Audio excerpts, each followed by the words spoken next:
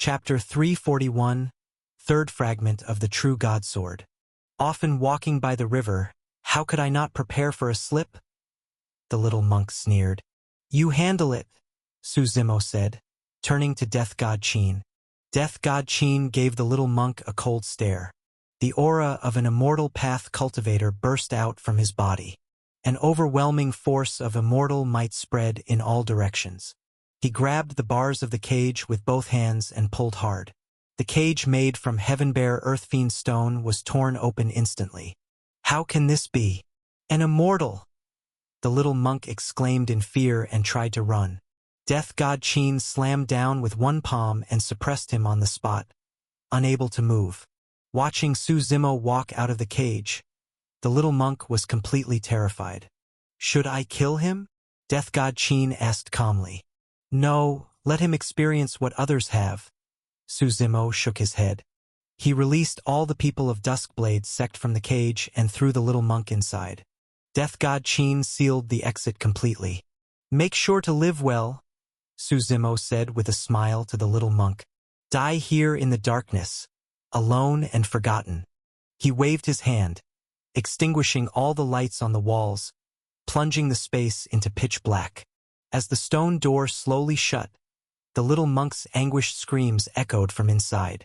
Outside the tunnel, Suzumo looked at the ragged man. My name is Fan Xiaoyang, the man said. Thank you. That's not what I want to know, Suzumo replied calmly. Fan Xiaoyang nodded slightly. He picked up a blade and sliced open one of his arms.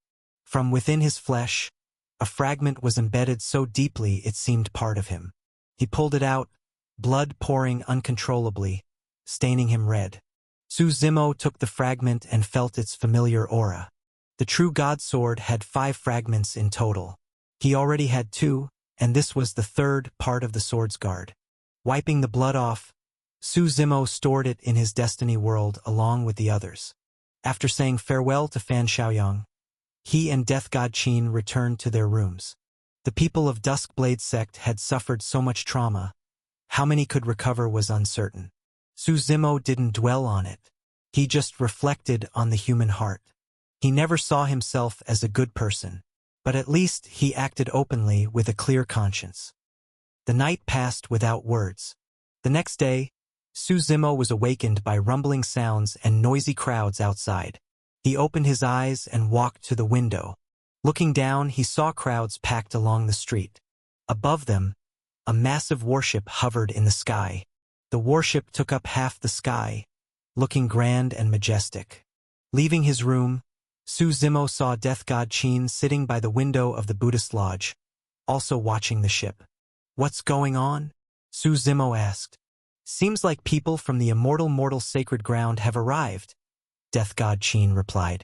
Immortal Mortal Sacred Ground was an imperial lineage from the Middle Continent, led to greatness by the Mortal Emperor.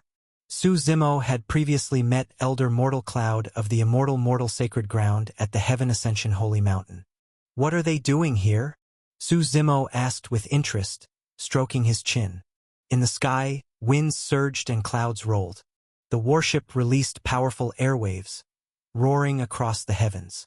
It was completely white and surrounded by celestial mist. As it slowly descended, the surrounding space shattered from the pressure. The grand display shook the entire city of Buddha reverence. The ship stopped just outside the city, not forcing its way in. 3 figures flew out from the warship, walking on air. Although Buddha Reverence City was home to both Mahayana and Hinayana Buddhism, it wasn't without formal authority.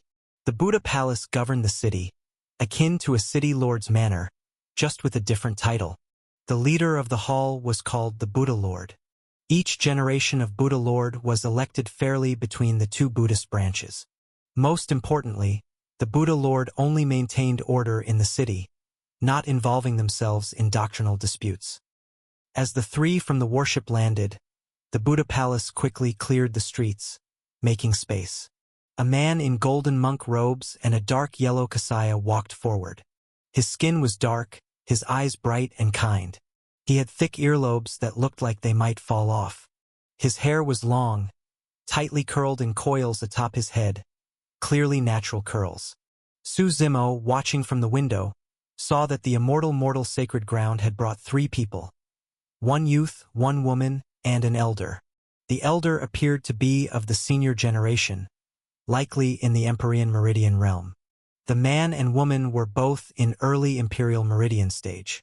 At their age and cultivation level, they were undoubtedly top-tier talents, the holy sons and daughters of their sect. It seemed the Buddha Lord of Buddha Reverence City already knew these people. Su Zimo couldn't hear what they were saying, but he saw them walk straight toward the Buddha Palace. This mission can't have any mistakes or unexpected factors, Death God Qin said calmly. Looks like the immortal mortal sacred ground wants to get involved too, Su Zimo smiled. After breakfast, the 2 left Buddha Reverence City and headed for Martial Magnificence Mountain. As one of the most famous mountains in the Eastern Continent's core, Martial Magnificence Mountain had a long history. Though steep and rugged, it was incredibly scenic. Green mountains, clear waters, and lush forests surrounded them.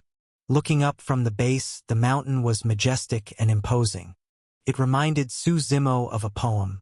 What is Mount Tai like? The green world is endless. Nature gathers divine beauty. Yin and yang split light and dark. Clouds rise in the chest. Birds return to the eye. We must climb to the summit to see all other mountains below. At the peak of Martial Magnificence Mountain stood Martial Magnificence Temple. The temple was even more famous than the mountain itself. It had 36 grotto heavens, and every spring, its doors would open for tourists to visit.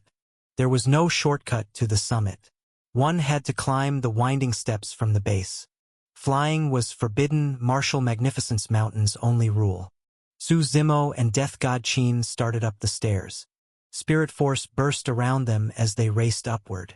Steep slopes surrounded them, and the stone steps were covered in withered leaves.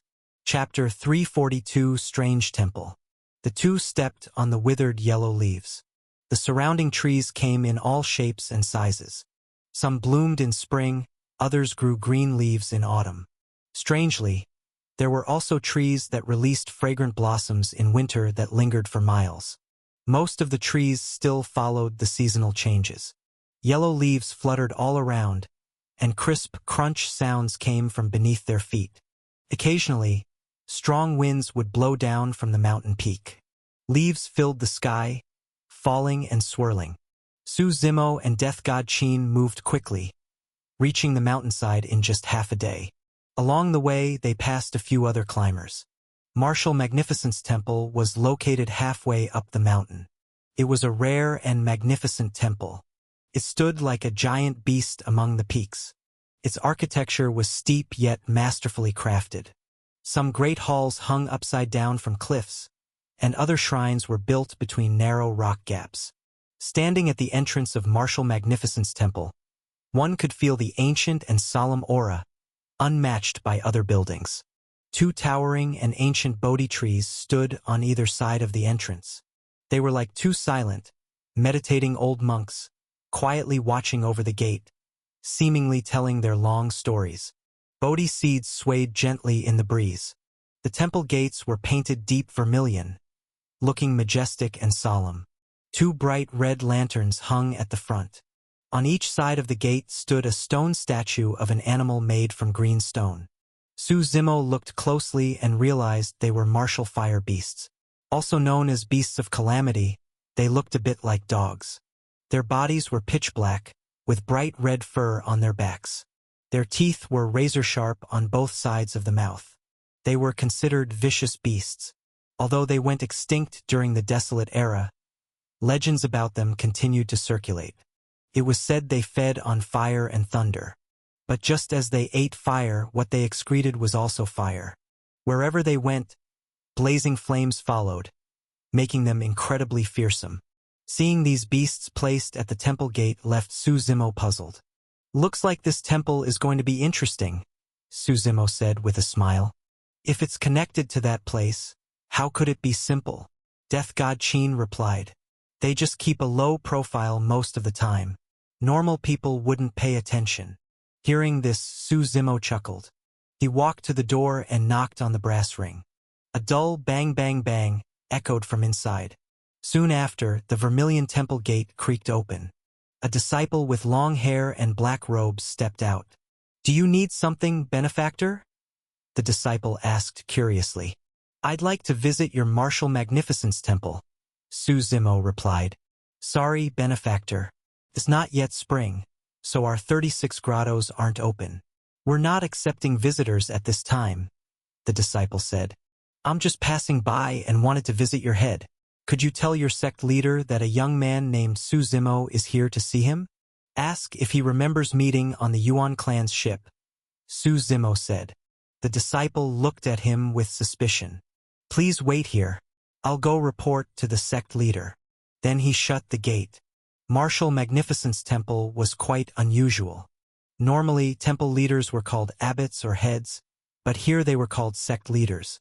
The sect leader of Martial Magnificence Temple was Wu Qianjun. Su Zimo had met him before on the Yuan clan's ship, along with a couple and Yao Shengnan. Martial Magnificence Mountain was unique in many ways. Even the temple disciples kept long hair, not the typical image of monks. Not long after, the temple gate opened wide. An old man in green robes hurried out.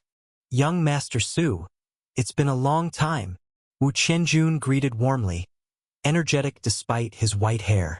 "It's rare for sect leader Wu to remember me," Su Zimo smiled. "I thought you might have forgotten after all this time. You're too kind, young Master Su. If it weren't for the Yuan clan ceremony, I wouldn't have known you were the holy son of the true martial sacred ground." Wu Qianjun chuckled.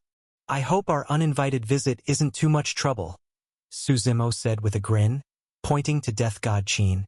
"My friend here greatly admires Martial Magnificence Temple and always wanted to visit.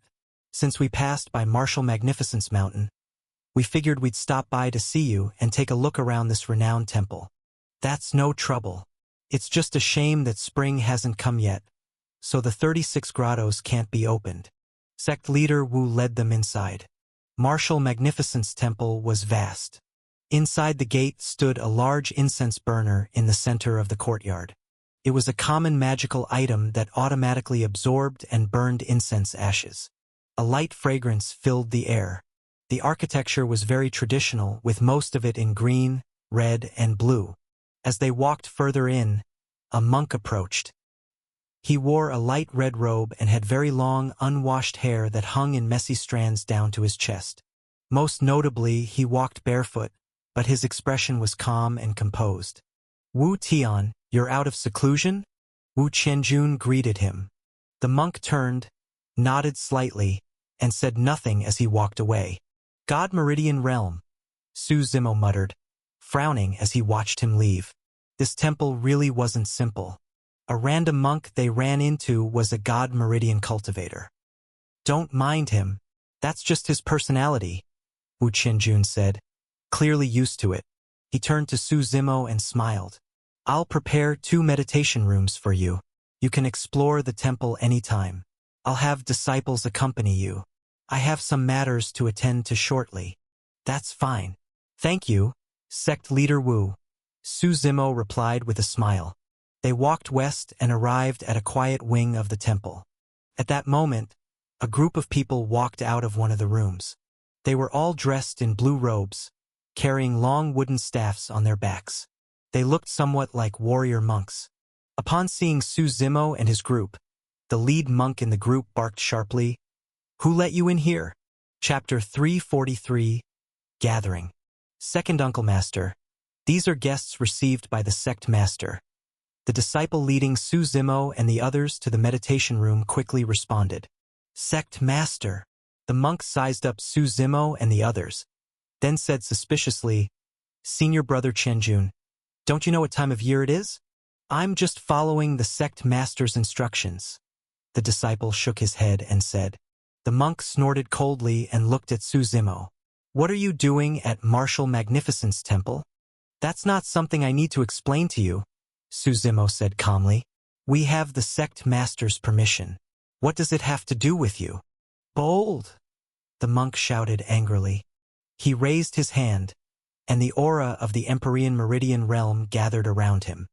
He said, "Then I'll take you down first and ask the sect master about it later." As he spoke, the blue-robed monk's palm was already coming down.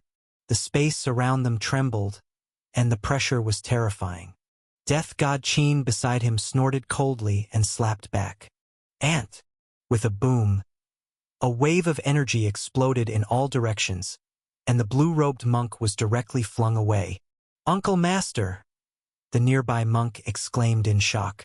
The blue-robed monk stood up from the ground, looking at Death God Qin with a grave expression. God Meridian, or Immortal Path? He couldn't feel it earlier, but that one strike had left him with no power to resist. Finally, the blue-robed monk took a deep breath and turned to leave without another word. "If you ask me, why are you being so polite with them?" Death God Qin said with a frown. "With our strength, we could easily deal with Martial Magnificence Temple. Making a big scene would only attract attention." Su Zimo shook his head. "It's not the right time to reveal our strength. Don't forget why we're here." Death God Qin nodded and said no more. The group followed the young monk into a meditation room. The room was very simply furnished, just a bed, a table, and a small cabinet. The air carried a faint aroma of incense. "If you find everything acceptable, I'll take my leave," the young monk said. Su Zimo smiled and asked, "That second Uncle Master earlier, is there some kind of conflict between him and the sect master?" The young monk was startled, then quickly shook his head. "You've misunderstood, sir.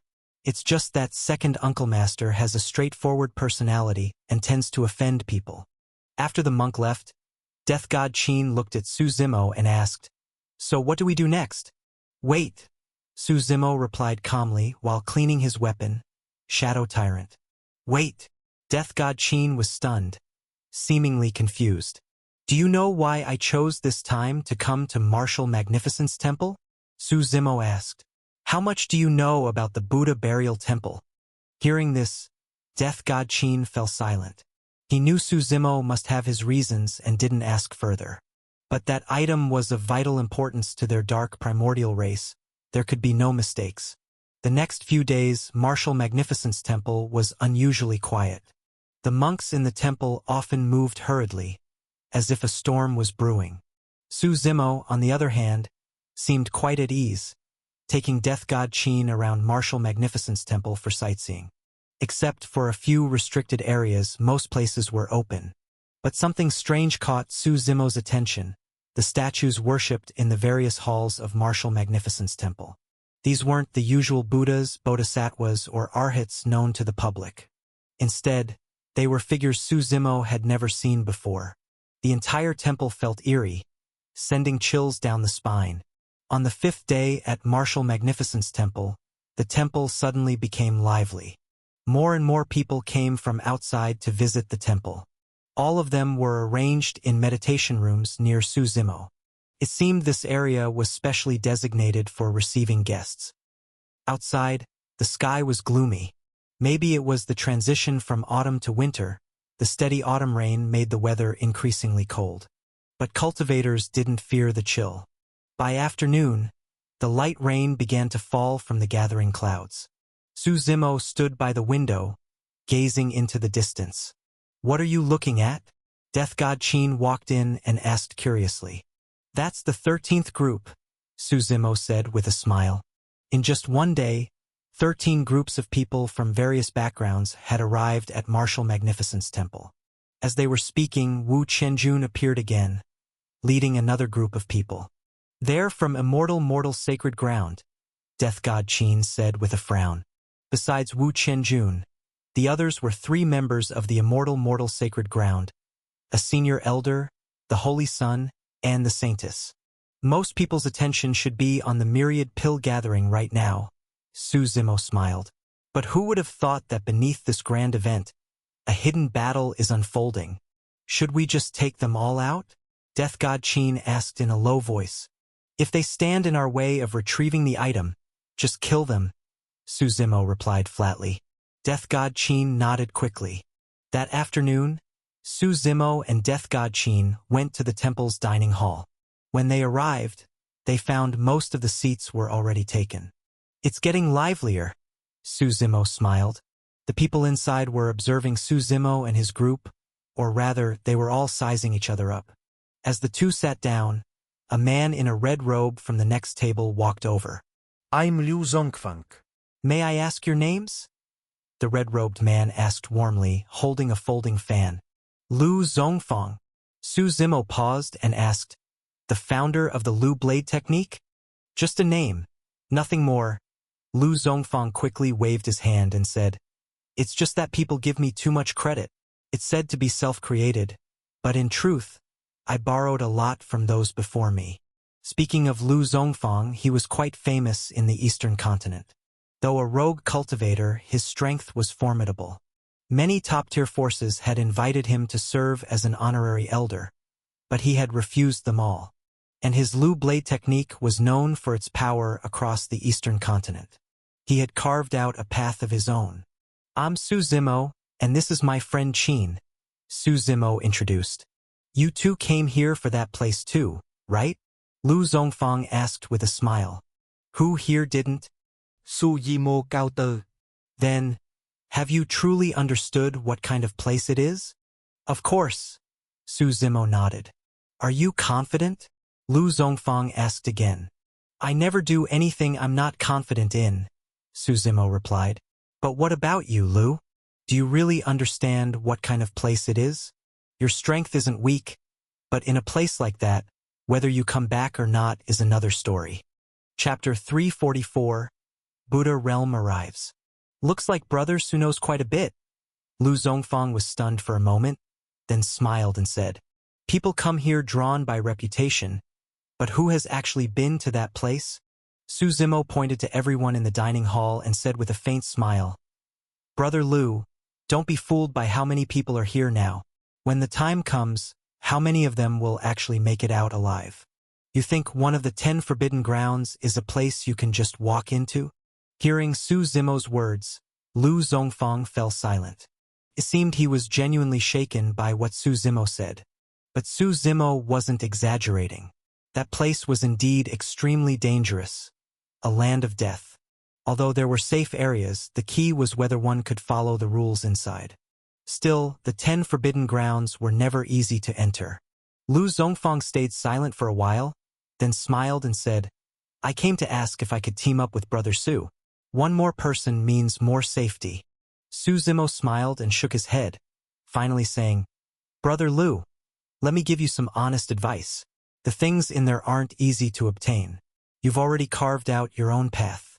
Just focus on continuing the Liu Blade technique. There's no need to take this kind of risk. Hearing Suzimo's words, Liu Zongfang stayed quiet for a moment. Finally, he smiled and replied, Brother Su, I don't agree.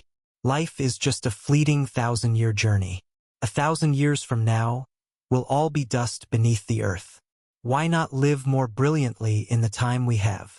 Watching Liu Zongfang walk away, Death God Qin laughed beside him and said, Sounds like you just got schooled. Huh? Schooled? Suzimo laughed and shook his head. These people really have no idea what that place really is.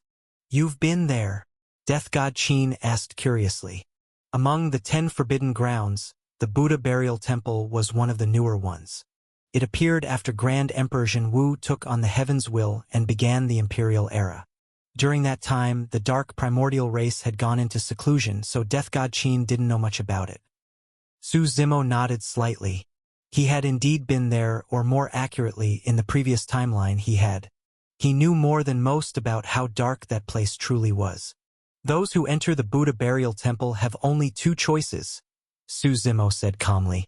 Either die, or live by someone else's ideology. Death God Qin went quiet. Maybe he had underestimated the danger before. None of the 10 forbidden grounds were simple. As the group was eating, a commotion suddenly broke out at a nearby table. At that table sat 2 people. A man in green and a burly man in a black vest. Even though the dining hall didn't serve alcohol, many had wine stored in their spatial rings. These 2 were clearly drunk and had knocked over all the bowls on their table. The man in green staggered over to the table where the Immortal Mortal Sacred Ground members were sitting. He pointed at the Immortal Mortal Sacred Ground Saintess and laughed to the burly man beside him. Big brother, this chick is a top-grade beauty. The burly man in the black vest laughed as well and wobbled over to the immortal mortal sacred grounds table. He slapped the table, reeking of alcohol, and shouted, "Girl, you're coming with me tonight. Mind your words or you'll bring trouble upon yourself." The saintess replied coldly, not angered. "Fiery temper, I like it." The burly man grinned and reached out to touch her face. Suddenly, a brilliant flash of sword light cut through the air. The woman slowly put away her sword as a thin line of blood appeared on the man's neck. His head separated from his body and rolled to the side. Strangely, after the man in the black vest died, he didn't leave behind a corpse. Instead, his body slowly faded away. Seeing this, everyone nearby frowned slightly. All eyes turned to the man in green. He gave a creepy smile and said, "Saintess of immortal mortal sacred ground, just wait for me to enjoy you." As soon as he finished speaking, his body also vanished with a pop. The people from Void God's sacred ground are always such a pain.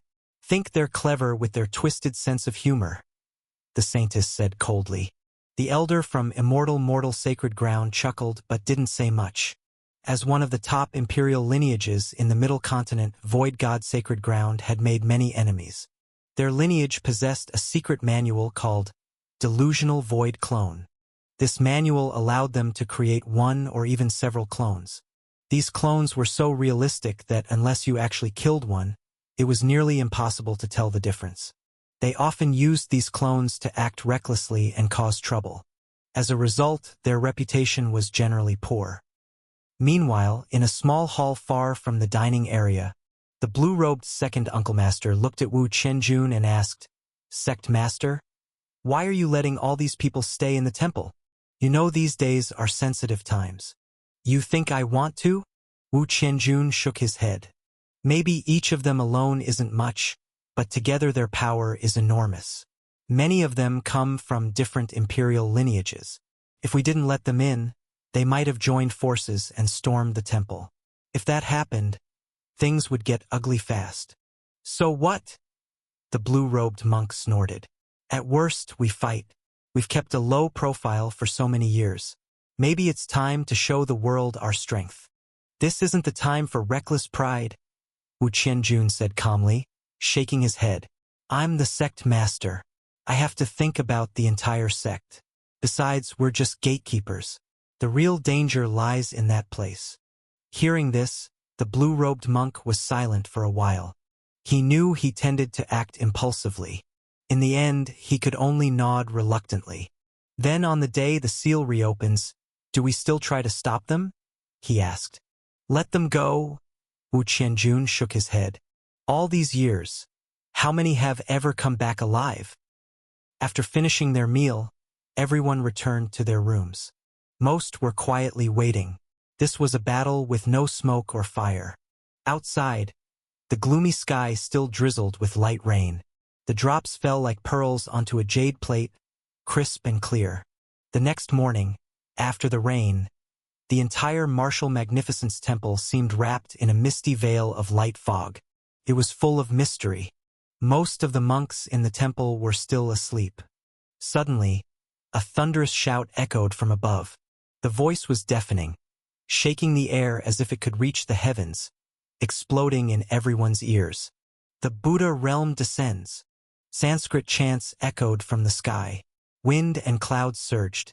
Thunderous waves of energy rolled across the heavens. Chapter 345 Buddha Realm Declares War. A massive Buddha-shaped vessel flew in from the distance. It was actually a battleship, though its exterior looked exactly like a Buddha statue. The battleship tore through the silent sky, cutting through the wind with a piercing sound as it emerged from the void. It slowly came to a stop above Martial Magnificence Temple.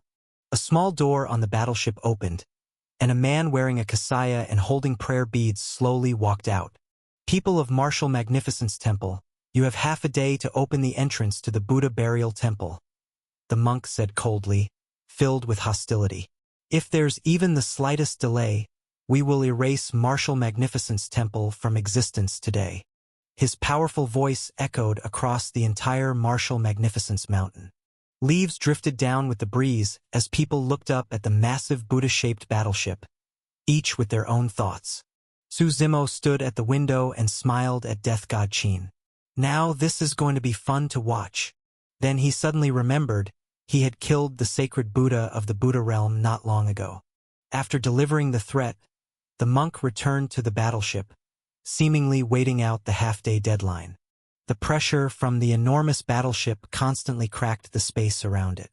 This was a full-scale declaration of war from an imperial lineage. Many were curious how Martial Magnificence Temple would respond.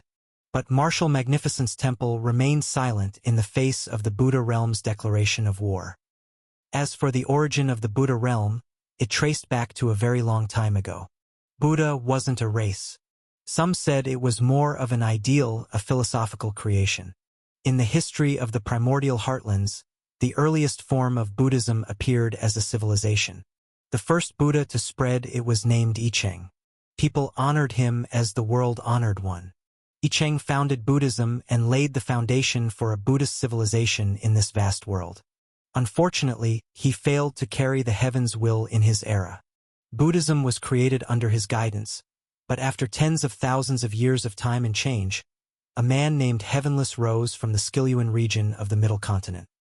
He expanded the vast sect and civilization into something even greater. At the same time, he further perfected the Buddhist system. Heavenless was considered the first grand emperor in the history of Buddhism. The Buddha realm was established, leading to an era of one imperial lineage and two grand emperors. Now, it had grown extremely powerful. For cultivators, the Buddha realm was just another faction. But for ordinary people, its influence was overwhelming. Many households even worshipped Buddha statues. The world is full of suffering. In the sea of pain and guilt, perhaps the doctrines of Buddhism were their last form of comfort and purity. Martial Magnificence Temple still gave no response, and half a day quickly passed. Then came a loud explosion, boom, from the battleship. Its main door slowly opened with a thunderous rumble. 8 figures stepped into the sky with overwhelming might. Among them were 2 in the God Meridian realm and 6 in the Empyrean Meridian realm. Looks like the Buddha realm brought its full force this time, Death God Qin said, somewhat in awe. The main event hasn't even started, Su Zimo replied with a smile. The Buddha burial temple is crucial for us, and just as important to the Buddha realm. As the 8 figures appeared, the sky roared. Waves of energy gathered and the aura they released began to suppress everyone below. At this moment, Wu Qianjun also rose into the sky with 5 others, standing in opposition to the Buddha realm. Wu Qianjun looked at the ruler of the Buddha realm, his expression calm and composed, and asked, Lord Buddha, is this really necessary? Our Martial Magnificence Temple has no feud with you. The ruler of the Buddha realm, Supreme Buddha, shook his head slightly. He wore golden monk robes, draped with a violet-blue kasaya. He held a Buddhist staff, his eyebrows thick and white. Supreme Buddha said calmly, We only wish to enter the Buddha burial temple. Anyone who blocks our path is our enemy, and your Martial Magnificence Temple is the key to getting there. Go back. Wu Qianjun sighed and shook his head. I know you want to uncover the truth of the past, but you don't yet have the strength. Why drag the entire Buddha realm to its doom? I'll ask you only once. Where is the sealed land? Supreme Buddha asked coldly. Buddha, with your current strength, you can't even get past U.S. gatekeepers, Wu Qianjun replied. As he spoke, the 5 monks behind him released powerful energy. 5 God Meridian realm auras shot up into the sky. Massive spirit force gathered in mid-air. These were 5 God Meridian realm experts. The crowd was stunned. Not just those from the Buddha realm, but even the guests in the meditation rooms. Martial Magnificence Temple, which had always kept a low profile, had this kind of strength. Even most imperial sects couldn't muster 5 God Meridian realm cultivators. Martial Magnificence Temple is full of surprises, Death God Qin said in shock. Pseudo-God Meridians. Su Zimo shook his head. What do you mean? The entire Martial Magnificence Mountain has a massive formation laid over it, and Martial Magnificence Temple is the core of that formation. Su Zimo explained. These 5 are actually just in the Empyrean Meridian realm. But inside the formation, their strength is forcefully raised to the God Meridian level. Once they leave the mountain, their power reverts. I heard Martial Magnificence Temple was just a small, ordinary temple long ago, Death God Qin said, confused. A third-rate sect. Not sure how accurate that is. No need to fish for answers. I know a few things, Su Zimo replied. There was a great war here once. What you need to understand is, after that battle, the Buddha burial temple suddenly appeared on the primordial heartlands. As for the rest, it's not really your concern. Behind Wu Qianjun, the 5 God Meridian realm cultivators stood with overwhelming might. He looked at the now pale-faced Supreme Buddha and said coldly, Buddha, I'll give you one chance. If you retreat now, I'll let it go. Otherwise, the Buddha realm might not leave here today. Supreme Buddha went silent. His face clouded and conflicted. He was clearly torn inside. After a long pause, he slowly looked up, his eyes sharp as he stared at Wu Qianjun. He said, I'm sorry, Sect Master Wu. I'm afraid I'll have to disappoint you. The events of the past. I must give an answer to the countless followers. Chapter 346, Assault on the Temple. Since Lord Buddha refuses to see reason, then let's fight. Wu Qianjun waved his hand. An overwhelming aura surged from his body. Though he was originally only in the Saint Meridian realm, the formation forcibly boosted him to the God Meridian realm. At this moment, there were 6 God Meridian realm cultivators on their side. As their auras soared, half the sky was nearly crushed under the pressure, and dark clouds gathered. A beam of intense light shot from the mountainside, striking the battleship in the sky. Boom! A massive mushroom cloud slowly rose, and the sound was so loud it felt like everyone's eardrums would burst. When the light faded and people looked up again, they saw the Buddha realm's battleship completely shattered, split into several pieces falling toward the ground. Seeing this, the Buddha realm's members were filled with rage. At the front, Supreme Buddha sat cross-legged, hands clasped together, and began chanting mysterious Sanskrit mantras. As the chant echoed, a phantom of a massive Buddha appeared behind him. This Buddha was 8 meters tall with a towering silhouette. He looked nothing like the traditional Buddha image people knew. He didn't have a shaved head or wear a kasaya. Instead, he wore a white robe and had long flowing hair fluttering in the wind.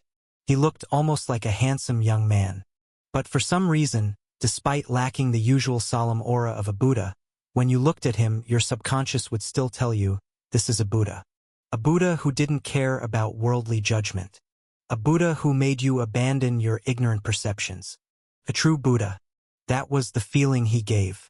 When this phantom appeared, an immense aura and golden light surged into the sky. Heavenless Emperor. When the phantom appeared, those who recognized it began to whisper. Some said that aside from the founding ancestor I Ching, Heavenless Emperor was the greatest figure in Buddhist history. He bore the heaven's will and was a sweet spring to Buddhism when it teetered on the edge of collapse. He had brought the weakened Buddha realm back on track in a single stroke. Whenever Buddhism was mentioned, his name was one of the legends that could never be avoided. Seeing the phantom of Heavenless Emperor, Wu Qianjun frowned slightly. He waved his hand, and a black spear formed in his palm. The spear was razor-sharp and tore through layers of void, striking the Buddha phantom. The sound echoed with a buzzing hum. The phantom only trembled slightly, and its glow dimmed a little. As Supreme Buddha continued chanting, the phantom radiated with even more golden light. The light slowly spread, trying to engulf the entire Martial Magnificence Temple. What is this? Someone below asked in confusion. Buddha's light, Su Zimo replied. A meridian technique that purifies and dissolves all things. They must have sensed the formation here. If they can purify and dissolve the formation, the Buddha realm will gain the upper hand. As Su Zimo spoke, the 7 others behind Supreme Buddha also sat down. They chanted the same scripture. Their Sanskrit chants merged, covering half the sky. The phantom of Heavenless Emperor grew several meters taller, and the golden light it emitted became even stronger. It gradually invaded Martial Magnificent's temple. The Buddha realm was smart. They knew they couldn't beat 6 God Meridian cultivators head-on. So they targeted the formation first. As the golden light expanded, Wu Qianjun frowned. The 6 God Meridian cultivators attacked with all their might but couldn't destroy the Buddha phantom. If the Buddha realm succeeded in bathing Martial Magnificent's mountain in Buddha's light and broke the formation, things would get difficult. Thinking of this, Wu Qianjun slowly took out a small purple box from his storage ring. When the box appeared, the scruffy man beside him, Wu Tian, frowned slightly and asked, "Senior brother, are you really going to use that? What's wrong? Didn't you say we should distance ourselves from that place?" Wu Tian replied, "We'll deal with that later. Let's handle this first," Wu Qianjun said calmly. When the purple box was opened, a cloud of black mist rose from it. This black mist seemed to be the nemesis of Buddha's light. When it encountered the light, it dissolved it instantly, like snow meeting the blazing heat of July. The black mist devoured the Buddha's light. At that moment, Martial Magnificent's temple's 6 God Meridian cultivators gathered all their strength to form a single world-ending spear. Using the spear as a vessel, they infused it with black mist. Then they hurled it directly at the members of the Buddha realm. Boom! The spear carried overwhelming hostility, like a descending demon god. The Buddha's light held out for only a moment before being pierced. Spiritual energy burst from the spear, and an immense aura surged. It struck the phantom of Heavenless Emperor head-on. Another loud explosion rang out. The Buddha's light vanished, and the phantom completely dissipated. The Buddha realm's members were badly injured, some even passing out from their wounds. Supreme Buddha struggled to stand, his body weak. Wu Qianjun sighed slightly and shook his head as he looked at the scene. Supreme Buddha, was this really necessary? He waved his hand and said to the 5 behind him, "Take them into custody. Sect Master, are we sending them to that place?" The blue-robed second Uncle Master asked. "Not yet. Wait until the seal ends," Wu Qianjun replied after a moment of thought. Seeing all this, the people in the meditation rooms fell into silence. None of them expected Martial Magnificent's temple's strength to rival that of an imperial lineage. If even Martial Magnificent's temple was like this, what about the legendary Forbidden Ground, the Buddha Burial Temple? What was that black mist? Death God Qin asked calmly. He had lived since the desolate ancient era. There were very few things he didn't know or hadn't seen. "You could call it the most impure substance in existence," Su Zimo replied. Just as the senior members of the Buddha realm were about to be captured, the sky suddenly began to rain golden lotus flowers. Countless lotuses drifted down from the horizon, blanketing the area above Martial Magnificent's temple. Each flower radiated immense energy. Each one glowed with dazzling light. They fell like a golden curtain over the entire skyline. People looked up and saw that among the lotuses, one stood out. Its petals were much larger, and atop it sat a man cross-legged. A man with a dignified and extraordinary presence.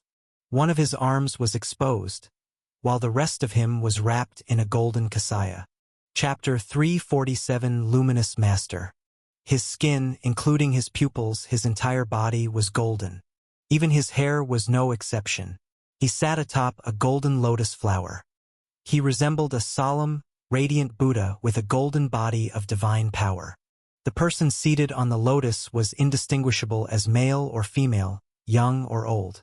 Clearly, he was right in front of you, but everything about him seemed shrouded in fog, like trying to see through mist. "Who is that?" Someone below cried out in shock. Even Supreme Buddha looked slightly dazed, ashamed as he gazed at the figure on the lotus and said, "Luminous Master, you've emerged." "Luminous Master?" Someone below recognized the title and immediately realized who the person on the lotus was. Luminous Master, the former war general of Radiant Emperor. Although the Buddha realm had one lineage and 2 emperors, in truth, whether inside or outside the sect, Radiant Emperor's reputation was not as prominent. Perhaps it was due to his own mysterious nature. or perhaps Heavenless Emperor's brilliance overshadowed him completely. But regardless, no one could ignore this enigmatic emperor. Nor could they ignore his war general, though his name was also rarely heard. So when Luminous Master appeared, many of those who knew were stunned. This was a great figure who hadn't shown himself in countless years. Luminous Master. Even Wu Qianjun fell silent for a moment before finally offering a greeting. Why didn't you inform me of your arrival? Luminous Master looked at Supreme Buddha and said calmly, You thought you alone could solve what happened back then? We just wanted an answer. Supreme Buddha replied quietly. If I hadn't arrived in time, you would have almost ruined everything. Luminous Master shook his head slightly. He turned to face the people of Martial Magnificence Temple and said, Open the sealed land. Luminous Master, you know our situation, Wu Qianjun said, shaking his head. Then I'll break in by force, Luminous Master said indifferently. He waved his right hand, and the lotus flowers in the sky shattered. They turned to powder, drifting like golden rain. An immense immortal aura surged from his body. 1 step, arcane immortal. 2 steps, celestial immortal. 3 steps, immortal sovereign. 4 steps, undying immortal. 5 steps, zenith immortal. After taking 5 steps into the immortal path, Luminous Master reached the pinnacle zenith immortal. His power spread in all directions. The entire sky collapsed. Explosions echoed through the void. His golden light grew brighter, and he appeared to have truly become a Buddha. He pressed his palms together and began chanting. As his voice rang out, his chant materialized into physical form. Giant characters floated in the air, each filled with boundless might, pressing down from above. The 6 God Meridian experts of Martial Magnificence Temple struggled to resist. But they lasted only a moment before being completely suppressed. Sect Master, what do we do now? Second Uncle Master asked urgently. Stop waiting. Activate the sacred pagoda, Wu Tian said after a moment of silence. Wu Qianjun remained quiet for a moment, then finally nodded. Call upon the evil ancestor. He quickly took a small box from his storage ring. The moment it opened, a beam of black light shot into the sky, pierced the clouds and broke through the heavens. Thick black mist surged across the sky. At the same time, deep within Martial Magnificence Temple's forbidden grounds, an inconspicuous black tower began to stir. The ground shook violently, and cracks spread around the tower. Obsidian-like light flickered at its base. Then the black tower rose from the ground, slowly floating into the sky. The black spiritual energy in the sky grew more intense. He's finally here, Luminous Master whispered, his gaze fixed on the black tower. Before everyone's eyes, the bottom door of the tower opened. A massive figure stepped out. It looked both human and beast. Its appearance resembled a human, but with 2 horns on its head. Thick body hair covered its frame, and its skin was an irregular mix of blood red and black. Its eyes were especially disturbing, red irises with black pupils. It looked monstrous. As the figure stepped from the black tower, the world trembled. His aura was too strong. Each step he took shattered the space around him. By the time he reached Luminous Master, the space behind him had turned into countless black holes. Spatial turbulence howled all around.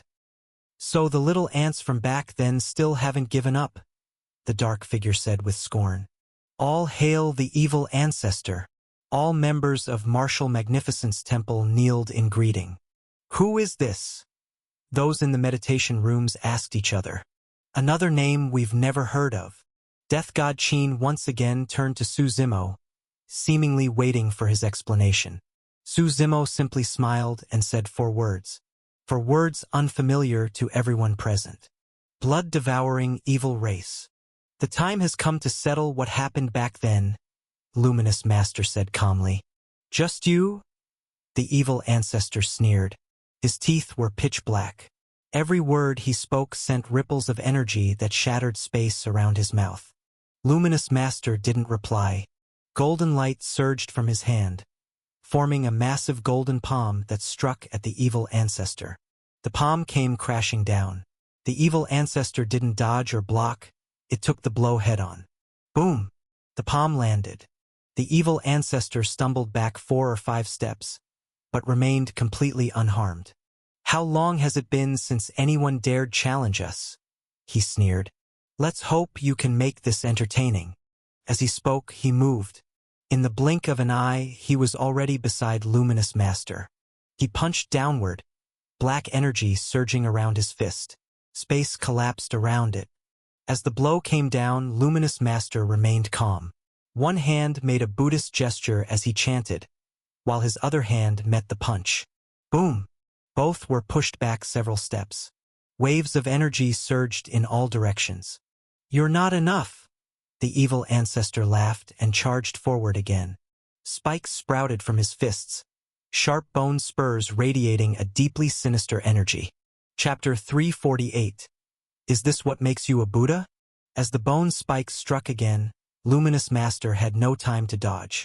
He could only take the punch head-on.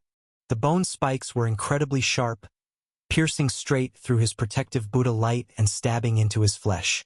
The evil ancestor laughed wildly. Seeing this, Luminous Master frowned slightly. The holy light around him surged even more intensely. Behind him, his true fate manifested. A vague Buddha statue slowly appeared. This Buddha represented all beings and was not limited to a single form. When you looked at it, it was like looking into a mirror. Who you were determined what you saw. The moment this universal Buddha statue appeared, there was a loud boom. Buddha light wrapped around the evil ancestor completely. The Buddha reached out and slowly grasped the evil ancestor in its palm. With immense power, it squeezed. Boom! Just as the evil ancestor was about to be crushed, a surge of black energy erupted. That energy broke through the Buddha light's seal and allowed the evil ancestor to escape in a battered state. "Damn it, insect, you dare injure me!" The evil ancestor roared in fury. As his voice fell, evil energy erupted from his body. His own true fate appeared behind him, a massive figure standing upon heaven and earth. When this figure appeared, it brought with it whispers from ancient times. Filthy, corrupt energy flooded the sky. Everyone looked closely. It was an outright monster. Its horns were blood red, and its flesh was fused with its skin. Its mouth had 2 sharp fangs like a vampire's. Both fingers and toes ended in long, claw-like nails. When this creature appeared, waves of terrifying power surged. The evil ancestor was now truly enraged and didn't want to play around anymore. He let out a furious roar, and the monster behind him slashed toward the Buddha. The Buddha responded, raising a massive palm filled with overwhelming power. Boom! The explosion shook the entire sky. The Buddha staggered back a step, while the monster didn't move at all. "I'll tear you apart piece by piece," the evil ancestor howled. His monstrous true fate lunged forward, claws slashing and fangs biting. Immortal power roared across the heavens. Winds surged, clouds rolled, and the sky trembled.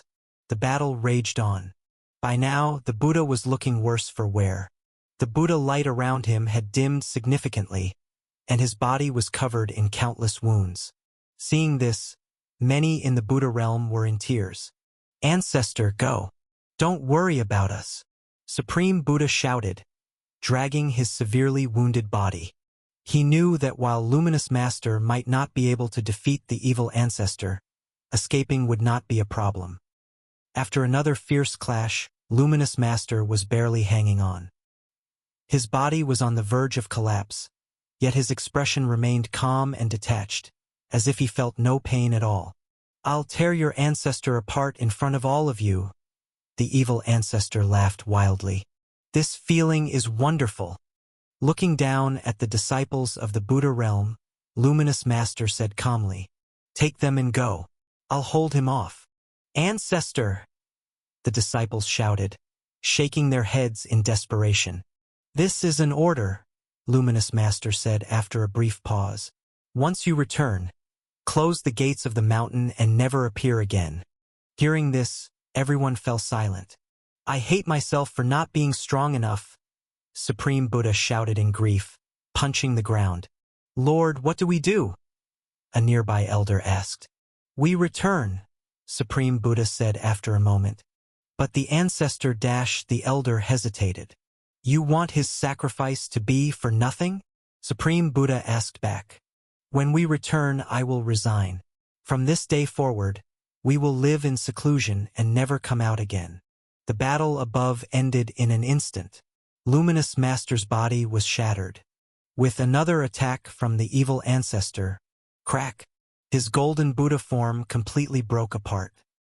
He slowly looked up, his expression still calm, without fear of death. The people of the Buddha realm supported each other as they walked toward the temple gates. Before leaving, they gave one final, deep look at their ancestor.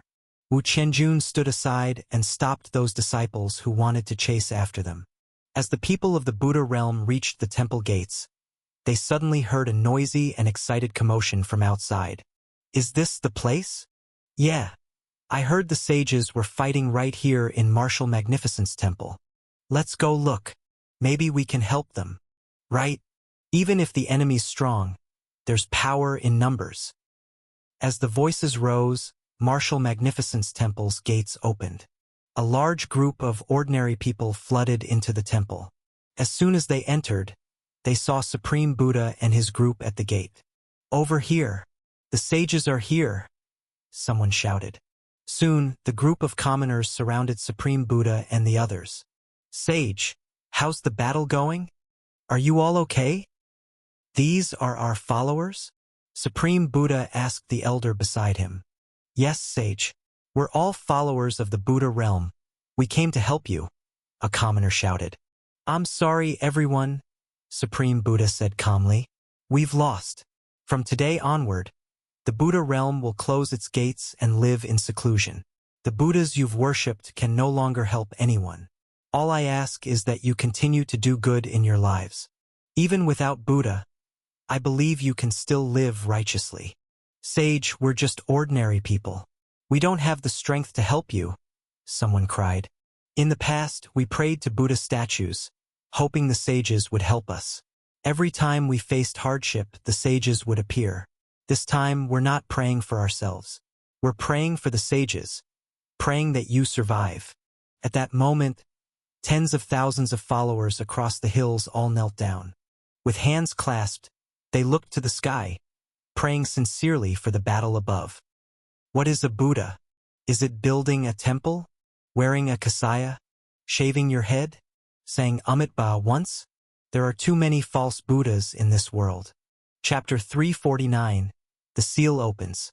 At this moment, as tens of thousands of ordinary people all knelt down, the shock it caused was unimaginable. The founding of the Buddha realm, the existence of the Buddhas. Everyone referred to them as sages. There were true Buddhas in this world, and they were often willing to help their followers. Now the battle in the sky had reached its end. With one final strike from the evil ancestor, Luminous Master could no longer hold on. His bloodied and broken body slowly fell from the sky. A gentle breeze lifted the bangs on his forehead, and the roar of chaotic space still echoed in his ears. Luminous Master was not afraid of death. He looked down. Tens of thousands of ordinary people were praying for him. Each one was so sincere, so full of reverence. He suddenly smiled truly joyfully. Perhaps life was worth it after all. At that moment, he suddenly recalled something his master once told him. You think helping ordinary people is useless? Actually, one of the greatest abilities we have in the Buddha realm is to absorb the wishes of all living beings. But only if those people are your devoted followers, those who have prayed to you sincerely. The path you walk is still long. These were the words once spoken by his master, Radiant Emperor. Back then, he didn't understand what the wishes of all beings meant. Now, looking at these thousands of people praying, he suddenly felt like he understood. His body continued falling with no strength left to resist. As his consciousness faded, he seemed to see countless glowing points of light. Each person praying for him was like a glowing star.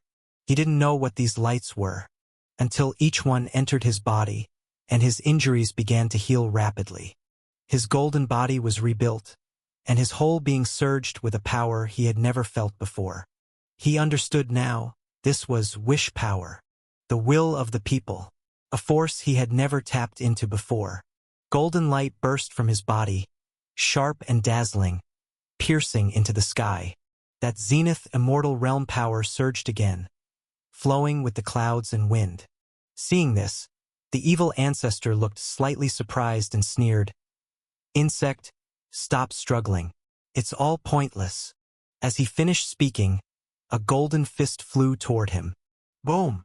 The evil ancestor didn't even have time to react before he was sent flying. "I know I'm not fighting alone. I have thousands, tens of thousands of people walking this path with me," Luminous Master said calmly, feeling the surging power within him. He punched again. The shadow behind the evil ancestor began to crack. "The debts your blood-devouring evil race owe from back then. It's time to pay them." With a loud shout, he struck again. The evil ancestor was smashed back once more.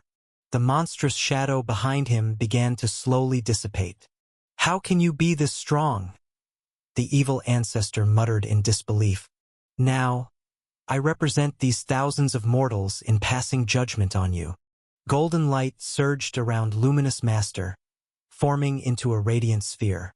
The sphere wrapped around the evil ancestor, slowly dissolving his dark energy. "Help me!" The evil ancestor struggled, calling out for aid, but the surroundings were silent. Only his screams echoed in the air.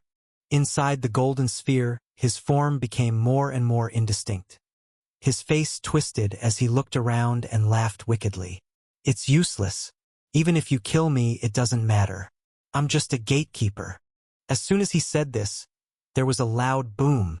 The sphere exploded with him inside it. Luminous Master slowly descended, his body visibly weakened. The ordinary people around him quickly gathered. They checked on him, offering concern and comfort. The atmosphere was warm. "What do we do with them?" someone asked, pointing at the people of Martial Magnificence Temple. Luminous Master was silent for a moment, then said, "I can sense there's still kindness in their hearts." Wu Qianjun gave a bitter smile and shook his head. "Kindness? I've long forgotten what that means. Ever since I walked this path, I've had no other choice." "Lock them up for now," Luminous Master said. "We'll decide their fate after the matter with the Buddha Burial Temple is settled. You're no match for those people. Going in is suicide. I suggest you all leave now so you don't drag others into death with you," Wu Qianjun said, shaking his head. "I'll decide for myself. No need for your advice." Luminous Master waved him off, and Martial Magnificence Temple's people were taken into custody. At that moment, those staying in the meditation rooms came out to greet Luminous Master. Just then, a beam of black light shot into the sky. It came from the black tower the evil ancestor had emerged from. Everyone looked toward the tower in confusion. Inside, a deep, boundless black hole had formed. The black light engulfed the sky. The blue sky turned black. White clouds became black clouds. Everything was being swallowed. The sky churned as black fog rolled through the heavens. "What is that?" someone nearby asked. The sight was suffocating, as if something terrifying was about to descend from the black hole. "The entrance to the Buddha Burial Temple," Su Zimo said to Death God Qin. "Should we go in?" People around them whispered among themselves. Originally, they had planned to enter directly, but after witnessing such danger before even stepping inside, no one could guess what lay within. Now many were hesitating. All eyes turned to Luminous Master, waiting for his answer. "I'm not in good shape right now. I need a few days to recover. Once the seal is open, it won't close for a while. I plan to enter after some rest," he replied calmly. Hearing this, everyone nodded in agreement. "Let's all wait a few days. It'll be safer with more people." Hearing this, Death God Qin looked at Su Zimo and asked, "What about us? We go in now." "We're not the same as them," Su Zimo replied, shaking his head. The two of them walked toward the black hole. Someone called out, trying to stop them, suggesting they wait and go together. "No need. This Buddha Burial Temple doesn't mean much to me. Suzimo said, shaking his head. Everyone watched them, their eyes fixed on the backs of the two as they walked away. Chapter 350, Inside the Buddha Burial Temple. Who is that guy? Someone asked as they looked at Suzimo's back. No idea. Not sure if he's really that confident or just bluffing. Another replied, shaking their head. At this moment, whether it was Lu Zongfang, the people from Immortal Mortal Sacred Ground, or the members of the Buddha realm, all of them had thoughtful expressions. They didn't believe Suzimo would risk everything just to boast. But they also couldn't figure out what gave him that confidence. The black hole in front of them surged, and the surrounding space rippled irregularly. An extremely evil energy raged around them. Do you know who sealed this entrance? Suzimo asked. From what I've gathered, it was a powerful figure from the Buddhist path, Death God Qin replied. He had done some research on the Buddha burial temple before. As he spoke, he suddenly realized something. His eyes narrowed slightly. A Buddhist powerhouse. Does this have something to do with the Buddha realm? Heavenless Emperor or Radiant Emperor? Before, he had never associated the sealing power with the Buddha realm. But seeing all this now, it suddenly clicked. Strictly speaking, neither. Suzimo shook his head and smiled. This seal opens only once every 1,000 years. In other words, there's only one chance every millennium to enter the Buddha burial temple. You still haven't answered my question, Death God Qin said. You'll know once we go inside. Suzimo smiled. He had previously used the primordial chaos bead to travel through the river of time and specifically researched the origins of the Buddha burial temple. What he saw left him deeply moved. As he spoke, Suzimo stepped into the dark, evil-filled black hole. The space ahead spun irregularly, and the surrounding evil energy constantly invaded his body. Especially his mind, the dark energy tried to destroy his consciousness. But none of this mattered to Suzimo. He spread the power of creation around himself. The power of creation was the most supreme force of this world, the foundation of the universe. Whether it was evil energy or demonic energy, they were all kept at bay. As the surrounding space kept shattering, Suzimo felt like he was traveling a long distance through the void. His body floated and then dropped. Darkness filled his vision. Within it, countless eyes seemed to be watching him from the shadows. Finally, after what felt like a long time, his vision brightened. He appeared in a ruin. At the same time, Death God Qin also emerged from the void. This is the Buddha burial temple? Death God Qin looked around in disbelief. In his imagination, a place like this should be shrouded in dark clouds, filled with monsters, oppressive and evil. But now, there wasn't even a trace of what a forbidden place should feel like. Blue skies and white clouds. The sky was as beautiful as a watercolor painting. The sun was bright. The air was fresh. Only the two of them stood within ruins. The environment was a bit run down, that's all. True terror never announces how terrifying it is. Suzimo smiled. It only arrives with overwhelming force, destroying everything in its path. Where are we exactly? Death God Qin asked as he looked around. You wanted answers, didn't you? Suzimo smiled. Take a look around, you might understand. Death God Qin nodded and tried to fly into the air. But he found a force suppressing the space. He couldn't fly under this seal. Left with no choice, he walked around to explore the ruins. The ruins stretched far and wide, so far that the end couldn't be seen. Strange rocks were scattered all around, and even within these ruins, the traces of former glory were still visible. This was a sect too, wasn't it? Death God Qin asked as he walked. Something like that, Suzimo nodded. Only, a great battle destroyed everything here. As they walked, they came upon two skeletons. One was human, the other a monster. Evil ancestor? Death God Qin asked in surprise as he looked at the monster's bones. The bones were pitch black, the claws sharp, and two vampire-like fangs protruded from its mouth. It looked almost exactly like the evil ancestor from earlier. The two skeletons were locked in battle. The monster's fangs were buried in the human's neck. The human skeleton held a short ritual blade in its right hand, stabbed into the monster's body. Death God Qin walked closer. These two had been dead for countless years and still remained in their final posture. Looking farther ahead, Death God Qin noticed more and more skeletons. Both monsters and humans. The phrase mountains of corpses wasn't an exaggeration. The sheer number of bones revealed how brutal that battle had been. They carefully avoided stepping on the remains and continued forward. Up ahead stood a great hall. A very dilapidated hall, but compared to the other buildings it was still barely standing. Death God Qin entered the hall, finding many Buddhist artifacts inside. There were meditation staffs, ritual knives, wooden fish, monks' robes, even a few withered Bodhi trees. At the front of the hall hung a painting. Despite the passage of time, the painting remained vivid. It showed a bald man in a tattered gray robe with a gentle smile. His smile was comforting. At the bottom of the painting was a line of text. During the age of I Ching, we clung to our last glory and chose to make a final stand. Seeing this line, Death God Qin immediately reacted. I Ching? Could it be the founder of the Buddha realm, Sage I Ching? Su Zimo nodded calmly and looked at Death God Qin. He was a man of true virtue, someone who genuinely wanted to save all living beings.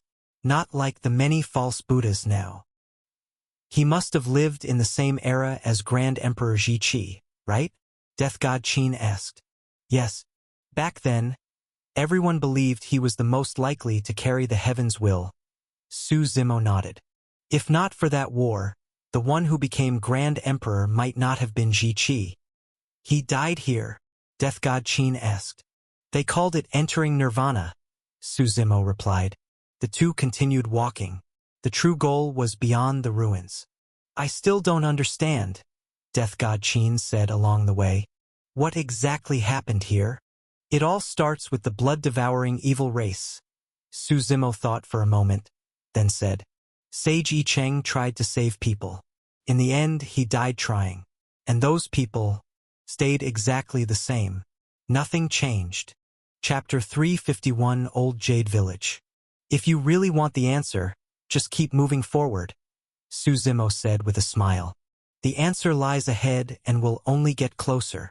Death God Qin felt like Su Zimo was being deliberately vague, but he still nodded.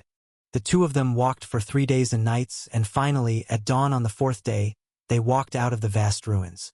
When they reached the edge of the ruins, they realized the area was sealed off by a formation. However, the formation wasn't completely sealed. There was a gate of light left open in the front. Su Zimo and Death God Qin stepped through the light gate, and their vision brightened. Before them stretched a vast plain. The endless sky disappeared at the horizon, and on both sides of the gate behind them, there were actually 2 guards standing. When the two walked out, the guards didn't react at first. Then came 2 panicked screams. The guards turned and ran as fast as they could into the distance, shouting, The evil spirits are out. The evil spirits are attacking. Death God Qin was confused and looked at Su Zimo in puzzlement. After running some distance, the guards launched signal flares into the sky to alert others. What do we do now? Death God Qin asked. Wait and see, Su Zimo replied calmly. Although he understood much about the Buddha burial temple, he didn't know everything. He had no idea where exactly they were now. Just as they were about to leave, they saw a group of people rushing over from the distance. Leading them was an old man in a blue robe. He held a curved blade in his hand that emitted dark energy. At the sight of the blade, Death God Qin frowned slightly. He remembered that black aura. It was identical to the evil energy used by the evil ancestor. The old man held the blade protectively in front of him and looked at the two of them with great caution. The others following him hid behind him, either afraid or curious, watching the two newcomers. Is there a problem? Death God Qin asked calmly. Are you evil spirits? The old man asked, taking a deep breath. What evil spirits? Death God Qin was stunned. Evil spirits from outside this world. The enforcers left a warning. Any beings that emerge from the ruins are likely connected to the evil spirits. The old man quickly explained. Death God Qin looked at Su Zimo, then turned back and said, We're not evil spirits. We don't even know what you're talking about. Then let me strike you with my blade. If you're not afraid of the holy light on it, that means you're not evil spirits, the old man said cautiously. Holy light, Death God Qin laughed. Your blade is soaked in evil energy. Only real evil spirits wouldn't fear its corruption. Where's the holy light? Nonsense. This is an evil-slaying blade issued by the Hall of Enforcement. How could it be wrong? The old man snapped. I think you're the ones with the problem. These people were weak. Most of them barely had any cultivation. A few were at the Spirit Meridian realm, and many were just ordinary people. Seeing Death God Qin's rising frustration, he looked like he might slap them all dead in one go. Su Zimo quickly shook his head and said, Just let them hit you. It won't hurt you anyway. I've got a few questions for them. Death God Qin thought for a moment. He knew what he came here for the sake of the dark primordial race, so this wasn't a big deal. Fine. Hit me, he said, stepping forward and holding out his right arm. The old man hesitated, then struck hard with the curved blade. A puff sound was heard as the blade sliced into Death God Qin's flesh. But nothing happened. His wound instantly healed. In truth, with Death God Qin's strength, a low-level weapon like that couldn't even scratch him. He only allowed the cut to play along. Seeing this, the old man finally relaxed. The cautious look in his eyes faded. As long as you're not evil spirits, it's fine, the old man said. Where are you from? Why did you come out of the Forbidden Ruins? Just as Death God Qin was about to answer, Su Zimo quickly said, We're from Fireflow City. We went out on a trip together and got lost. Next thing we knew, we ended up in the ruins. Then you must have wandered into the forbidden area by mistake. The old man nodded. This world of light is huge. Many people spend their whole lives and never see all of it. Su Zimo smiled and nodded. The world of light, the Hall of Enforcement, he'd picked up some important information. Most people here were ordinary and couldn't fly. It was indeed difficult to explore the whole realm. This old man clearly thought they were locals from the world of light. Where is this Fireflow City of yours? Is it far from our old Jade Village? The old man asked. We're not sure where we are. Do you have a map we could look at? Su Zimo asked with a smile. There is a map, but it only shows the area around our village. We haven't traveled beyond it, so we can't draw a map of other places, the old man replied. Then, Elder, could we stay in your village for a while? Su Zimo smiled. We'll leave as soon as we find our way home. Well, the old man looked back at his people, hesitating. We're willing to pay. Su Zimo quickly pulled out some spirit stones. At the sight of the spirit stones, there was a burst of surprised gasps from the crowd. The reason these people couldn't cultivate wasn't because they lacked talent. It was because the world lacked spirit force. Most places didn't have any spirit force at all. And even if they learned how to cultivate, they couldn't progress without it. A friend from afar is always welcome, the old man said with a smile, accepting the stones.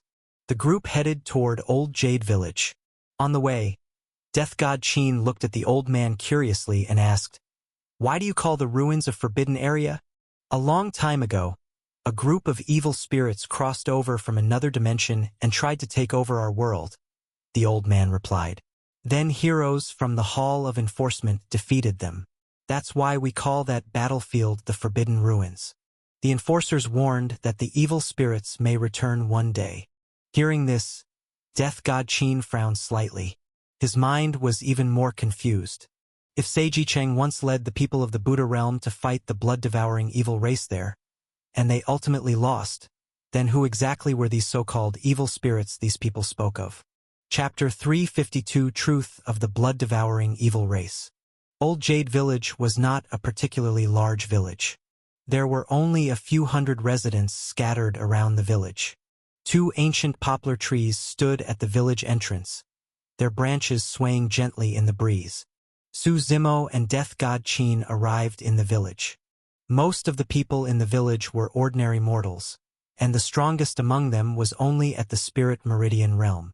That Spirit Meridian realm warrior was the village chief, an old man in a blue robe named Gu Qingyun. The two stayed at Gu Qingyun's house. The courtyard wasn't big, and there were two side rooms in the backyard. Once inside the side room, Death God Qin frowned slightly and asked Su Zimo, "Stop keeping me in suspense. What's really going on here? There are countless races in the world, and the blood-devouring evil race is one of them," Su Zimo replied with a smile. Long ago, the blood-devouring evil race was exiled because their race was too cruel. Just like their name suggests, they drink blood, and they need a large amount of blood to survive. This led to countless killings. Hearing this, Death God Qin fell silent for a moment and asked, "But what does this have to do with the Buddha realm?" Later, the ancestors of the blood-devouring evil race used great magical powers to bring their race back from exile.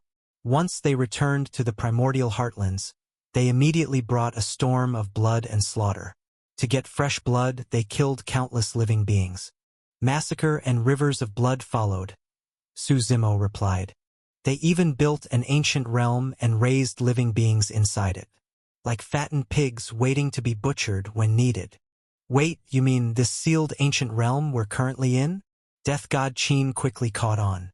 That's right, Su Zimo nodded. At that time, the sage Yi Cheng was preaching his Buddhist teachings, saving the suffering and ferrying all beings. Later, he and his Buddhist followers resolutely entered the ancient realm. Thus began a long battle against the blood-devouring evil race. What happened afterward you already know.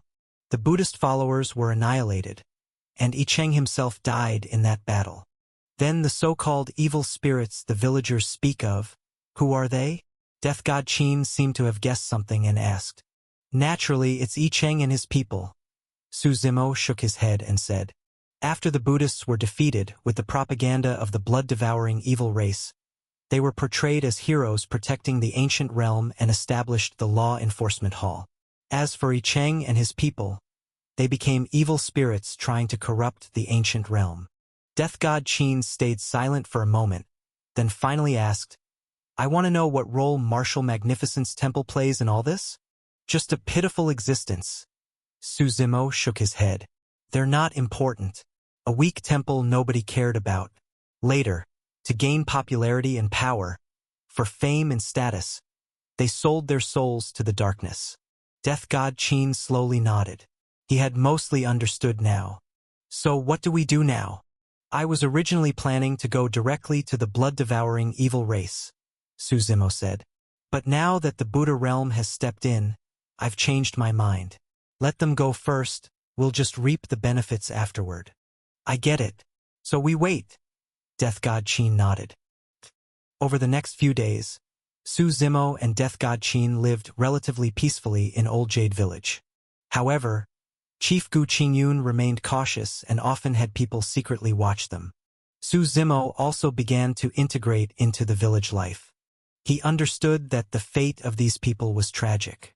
Whether it was the adults who had begun cultivating or the newborn infants, from the very beginning, their fate was already sealed. They didn't even know anything. They thought the ancient realm was a vast world of light. Little did they know it was just a cage where they were raised like pigs to be slaughtered. Su Zimo asked the chief for a map of the surrounding area.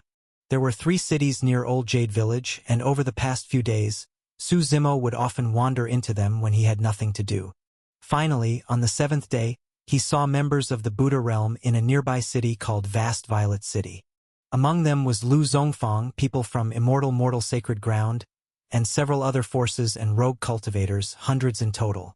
They all seemed to understand the danger of the burial Buddha temple.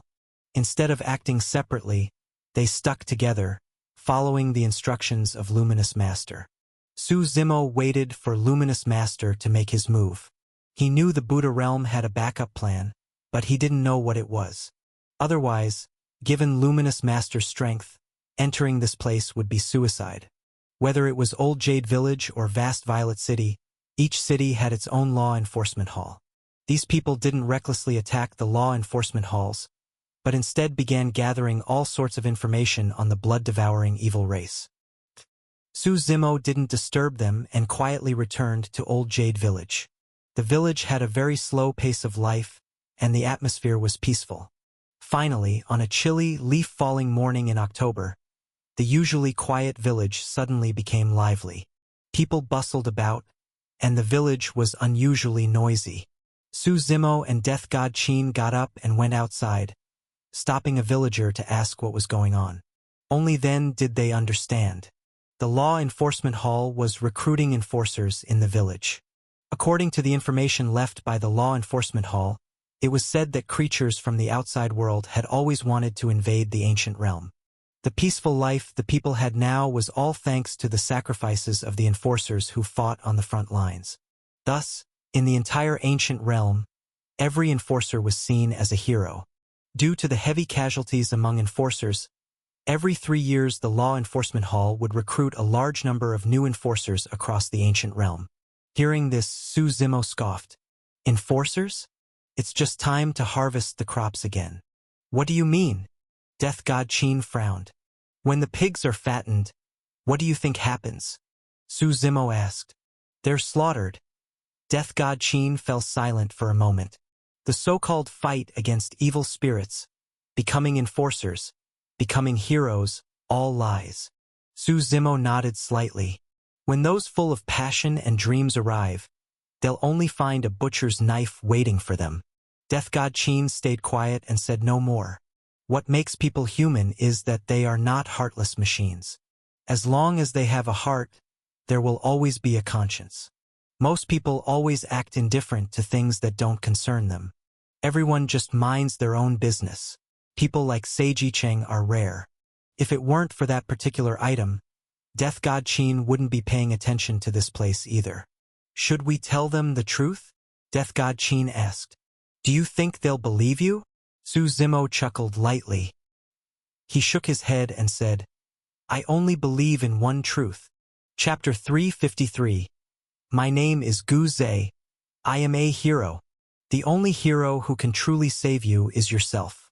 There is no such thing as a savior in this world. Even if a savior does exist, they only save an era, not an individual or a specific group of people. Fate is in your own hands. As the two spoke, they had already arrived at the village's largest open space. At that moment, hundreds of villagers had gathered, surrounding the area. Inside the circle stood 3 people wearing white robes, 2 men and 1 woman. Their pure white robes swayed lightly in the breeze, with the word law written on the back. On their chests was a symbol of a sword and shield. Su Zimo could still hear the murmuring of the surrounding villagers. See the enforcer on the left? A parent said to their child. That's Lord Gu Zhe. He also came from our old Jade village. Now he's become a great hero. When you grow up, you should learn from him. The child nodded seriously, eyes full of hope. The selection of enforcers had no strict standard. Minors or unmarried people were excluded. Su Zimo understood why these people still had the ability to reproduce. The bred population had to maintain a balanced ratio of males and females, or the species would fall into imbalance. The selection process for enforcers seemed very relaxed. As long as the basic conditions were met, one could become an enforcer. By midday, over 20 villagers had already been selected and taken away. The selection ended there. At the village chief Gu Qingyun's enthusiastic invitation, the 3 enforcers agreed to stay for lunch before leaving. During the meal, villagers bustled around in the house. Su Zimo slowly sat next to the table where the enforcers were seated. He looked at the man named Gu Zhe and smiled. I heard you're originally from this village? Yes. Gu Zhe nodded slightly, giving Su Zimo a puzzled look. You're personally leading them to hell. Don't you feel guilty? Death God Qin asked from the side. Gu Zhe's expression changed slightly, then said, What are you talking about? I don't understand. Yes, you do, Death God Qin said calmly. What awaits them is only death, becoming part of the blood supply needed by the blood-devouring evil race. Death God Qin's gaze was cold as he looked at the 3 enforcers. These blood-devouring evil race members were truly cunning. To avoid arousing suspicion among the villagers and keep them living in a cradle of lies, they had someone from Old Jade Village do the recruiting. The things Gu Zhe said would surely be trusted by the villagers, since he was one of their own. If a stranger came to recruit, the villagers would definitely be wary. This method was likely used not just in Old Jade Village, but throughout the ancient realm. How do you know all this? Gu Zhe suddenly stood up, face darkened. He drew the long sword at his waist and asked warily, "Who are you people? We're just passers-by in this world." Death God Qin said calmly. "What, angry now?" Before Gu Zhe could speak, Su Zimo patted Death God Qin's shoulder and shook his head. "This has nothing to do with us. No one is truly a fool. So we're just letting it go?" Death God Qin looked at Su Zimo and said quietly, "I've decided to get involved in Old Jade Village. The villagers deserve to know the truth." Su Zimo smiled and shook his head, then said no more. Maybe the situation in Old Jade Village reminded Death God Qin of the past. In those days of the desolate era, all beings lived like ants. The three great races ruled over everything. It was a time when life was cheap and brutal. Yet, as members of the dark primordial race, they always yearned to resist. The humans of the ancient realm now seemed like a reflection of his own powerless past in that savage age. "What's going on?" Hearing the noise in the courtyard, the villagers quickly came out from the kitchen. They saw Gu Zhe with his sword drawn, coldly staring at Death God Qin. "Lord Gu Zhe, let's talk this out. He's new to our village, doesn't know the rules," Gu Qingyun said quickly. "Maybe I should tell you all something," Death God Qin said, taking a deep breath and looking at the people of Old Jade Village. "You're looking for death," Gu Zhe shouted. Seeing that Death God Qin was about to reveal the truth, his expression changed drastically, and he slashed his sword. But Gu Zhe was only at the true Meridian realm. With a cold snort from Death God Qin, without even moving, the sound echoed like thunder, and the three enforcers were instantly overwhelmed. They coughed up blood, faces pale, and collapsed to the ground. Everyone stared at Death God Qin in shock. "What I'm about to say may be hard for you to accept. You might not even believe me, but I'm going to say it anyway," Death God Qin said calmly. "This so-called ancient realm is nothing but a prison, and you are all food raised by a race called the blood-devouring evil race. Those sent off as so-called heroes are actually marching straight to death. As for Gu Zhe, he's just a lackey trained to maintain the lie." Hearing this, Gu Zhe closed his eyes in despair. 2 lines of hot tears flowed from his eyes. His chest heaved violently. He raised his head and roared in fury. "My name is Gu Zhe. I am a hero. They said enforcers are heroes. I was happy this time I was chosen as one of them. I said goodbye to the villagers and followed the enforcers to that place I had dreamed of. I thought it was the road to the holy sanctuary. I never realized what was waiting for me. Scalding blood churned in a molten pit. Flesh dissolved, bones melted, and agonizing screams filled the air. One after another, people were pushed into the blood pool. I stood at the end of the line, terrified, not knowing when my turn would come. Monsters with sharp fangs and claws sat by the blood pool. They drank the blood, gnawed on bones. The crunching of bones and chewing of flesh echoed in my ears. I was terrified. This wasn't what a hero deserved. Finally, it was my turn. I stood at the edge of the blood pool, the heat laughing at my ignorance. I thought my life was over. Then, a man in a blood-red robe appeared before me. He asked if I was willing to become an enforcer agent. What is an enforcer agent? Gain the trust of people from your village or city and lead them here without hesitation. In return, I would be allowed to live, even if it meant living in disgrace. At least I wouldn't end up like those pigs jumping into the blood pool, food for the monsters. I agreed. Maybe life was more important than anything, even though at first I was full of guilt. Chapter 354. Whoever offends the blood-devouring evil race dies. But later I figured it out. My strength alone was too weak to change anything. If I can't change this world, why not become part of it? Become one of the monsters. My name is Gu Zhe. I'm not a hero. When Gu Zhe finished speaking, he looked at the now silent village chief and lowered his head slightly. "I'm sorry." "Chief," I'll leave this person to you, Death God Qin said calmly. Gu Qingyun was silent for a long time. In that moment he seemed especially old and defeated. Thank you. He bowed deeply to Death God Qin in gratitude. Then he walked over to Gu Zhe and personally helped him and the other 2 enforcers up. Take the 20 or so enforcers you selected and leave. Chief? Gu Zhe looked at Gu Qingyun in disbelief. Leave, Gu Qingyun growled, leaving no room for argument. There was a complex emotion on his face, and his skin trembled slightly. Gu Zhe remained silent for a moment before dragging his weak body out of the courtyard, leaving Guyu village with the 20 enforcers selected that morning. Seeing this, Death God Qin stood stunned in place. He didn't stop them. He had said earlier he would leave the matter to Gu Qingyun. The villagers began bringing out the food they had prepared. Gu Qingyun grabbed a wine jar next to him and took a few deep gulps, then turned to Death God Qin with a bitter smile and said, "Tasteless.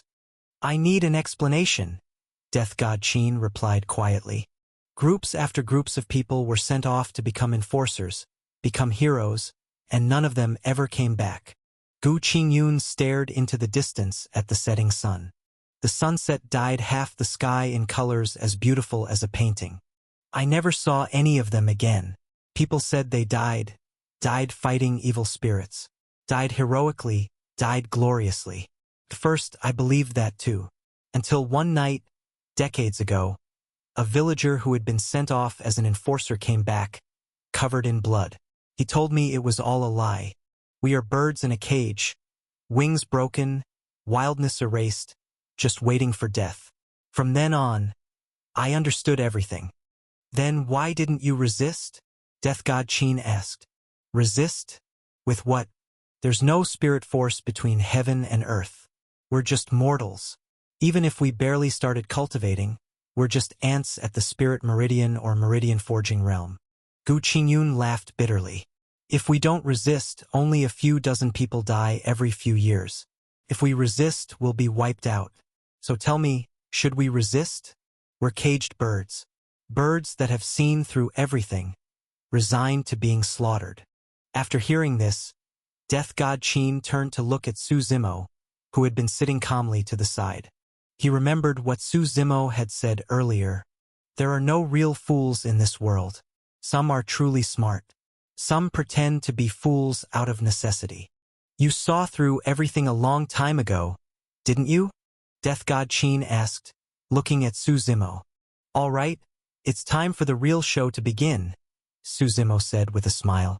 Just as he finished speaking, a loud explosion boomed. Who dares intrude on the law enforcement hall? A roar echoed from the sky in the distance.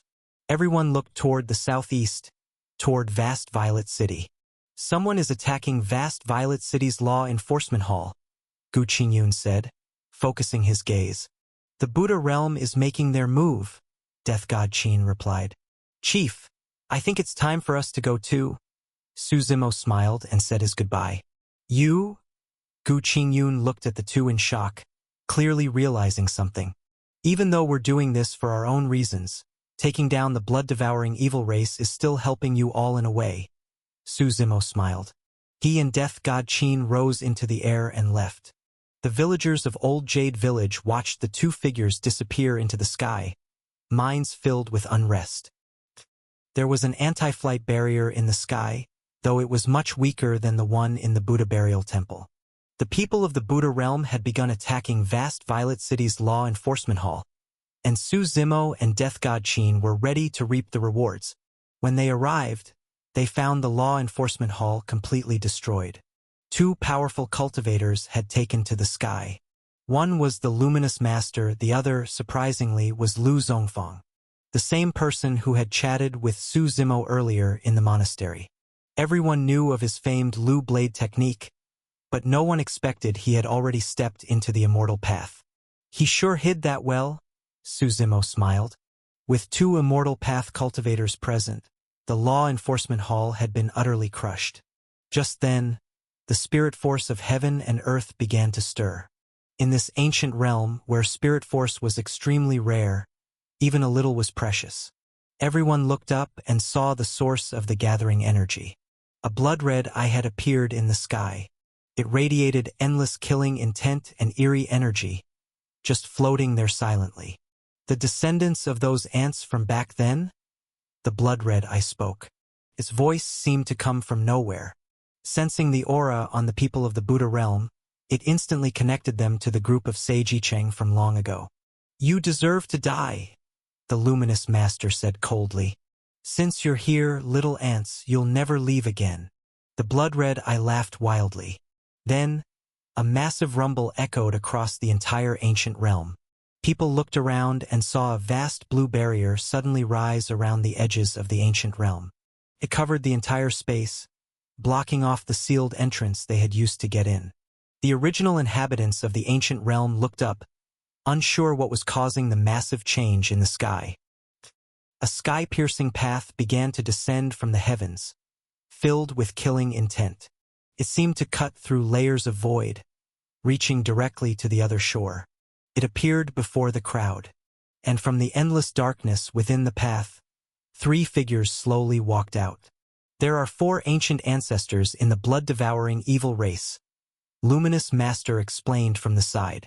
"We killed one outside already, so there should be 3 left." As the 3 figures emerged from the sky path, a storm of evil energy blanketed the sky. Heaven and earth trembled and cracked. Endless spirit force surged and echoed like crashing waves. "My name is Martial Earth. My name is Hidden Shadow. My name is Ghost Feather. Whoever offends the blood-devouring evil race dies." As the word "dies" was spoken, waves of blood energy and overwhelming immortal might surged into the sky. Chapter 355. Do you want to die? They have 3 immortal path cultivators. What do we do? Lu Zongfang looked at the Luminous Master and asked. The Luminous Master turned to the crowd and said, "We'll hold off 2 of them. The remaining one, can you all join forces to take him down?" "You go," Su Zimo said to Death God Qin. Death God Qin nodded slightly without objecting. A vast immortal aura erupted from his body, drawing astonished looks from everyone. Without hesitation, he charged straight at the evil ancestor named Ghost Feather. The 3 evil ancestors and the 3 immortal cultivators clashed, shaking the entire sky. The weather changed violently. The void shattered endlessly. An overwhelming aura spread through the world. It felt as if half the sky was about to collapse. Watching the battle in the sky, many people were filled with fear. "What do we do now?" someone asked. "We can't just sit here, we need to find their lair," Su Zimo said. "How do we find it?" someone asked doubtfully. Su Zimo raised his head and pointed toward the sky at the path to the heavens. That path was filled with dark energy, deep and boundless. It gave off a terrifying feeling, like a storm of dread before destruction. "Maybe we should just leave it," someone hesitated. "What if there are more immortal path cultivators inside?" "It's not a what if, there absolutely are." Su Zimo shook his head. "This place was never meant for people like you to enter." "You don't look that strong either," someone replied defiantly. Su Zimo turned back and gave him a cold look. "Courting death today, are we?" he asked calmly. That person shrank back, feeling the intense killing intent from Su Zimo, and chose to shut up. The battle in the sky continued. It was difficult for the 6 combatants to determine a winner in a short time. Everyone turned to see monsters flooding in from all directions. These monsters were just like the skeletal beasts Su Zimo had seen in the Silent Extinction Ridge. Vampire-like fangs, sharp claws, and frightening speed. Thousands, perhaps tens of thousands, of these monsters rushed in. Like an iron wall, they completely surrounded the crowd.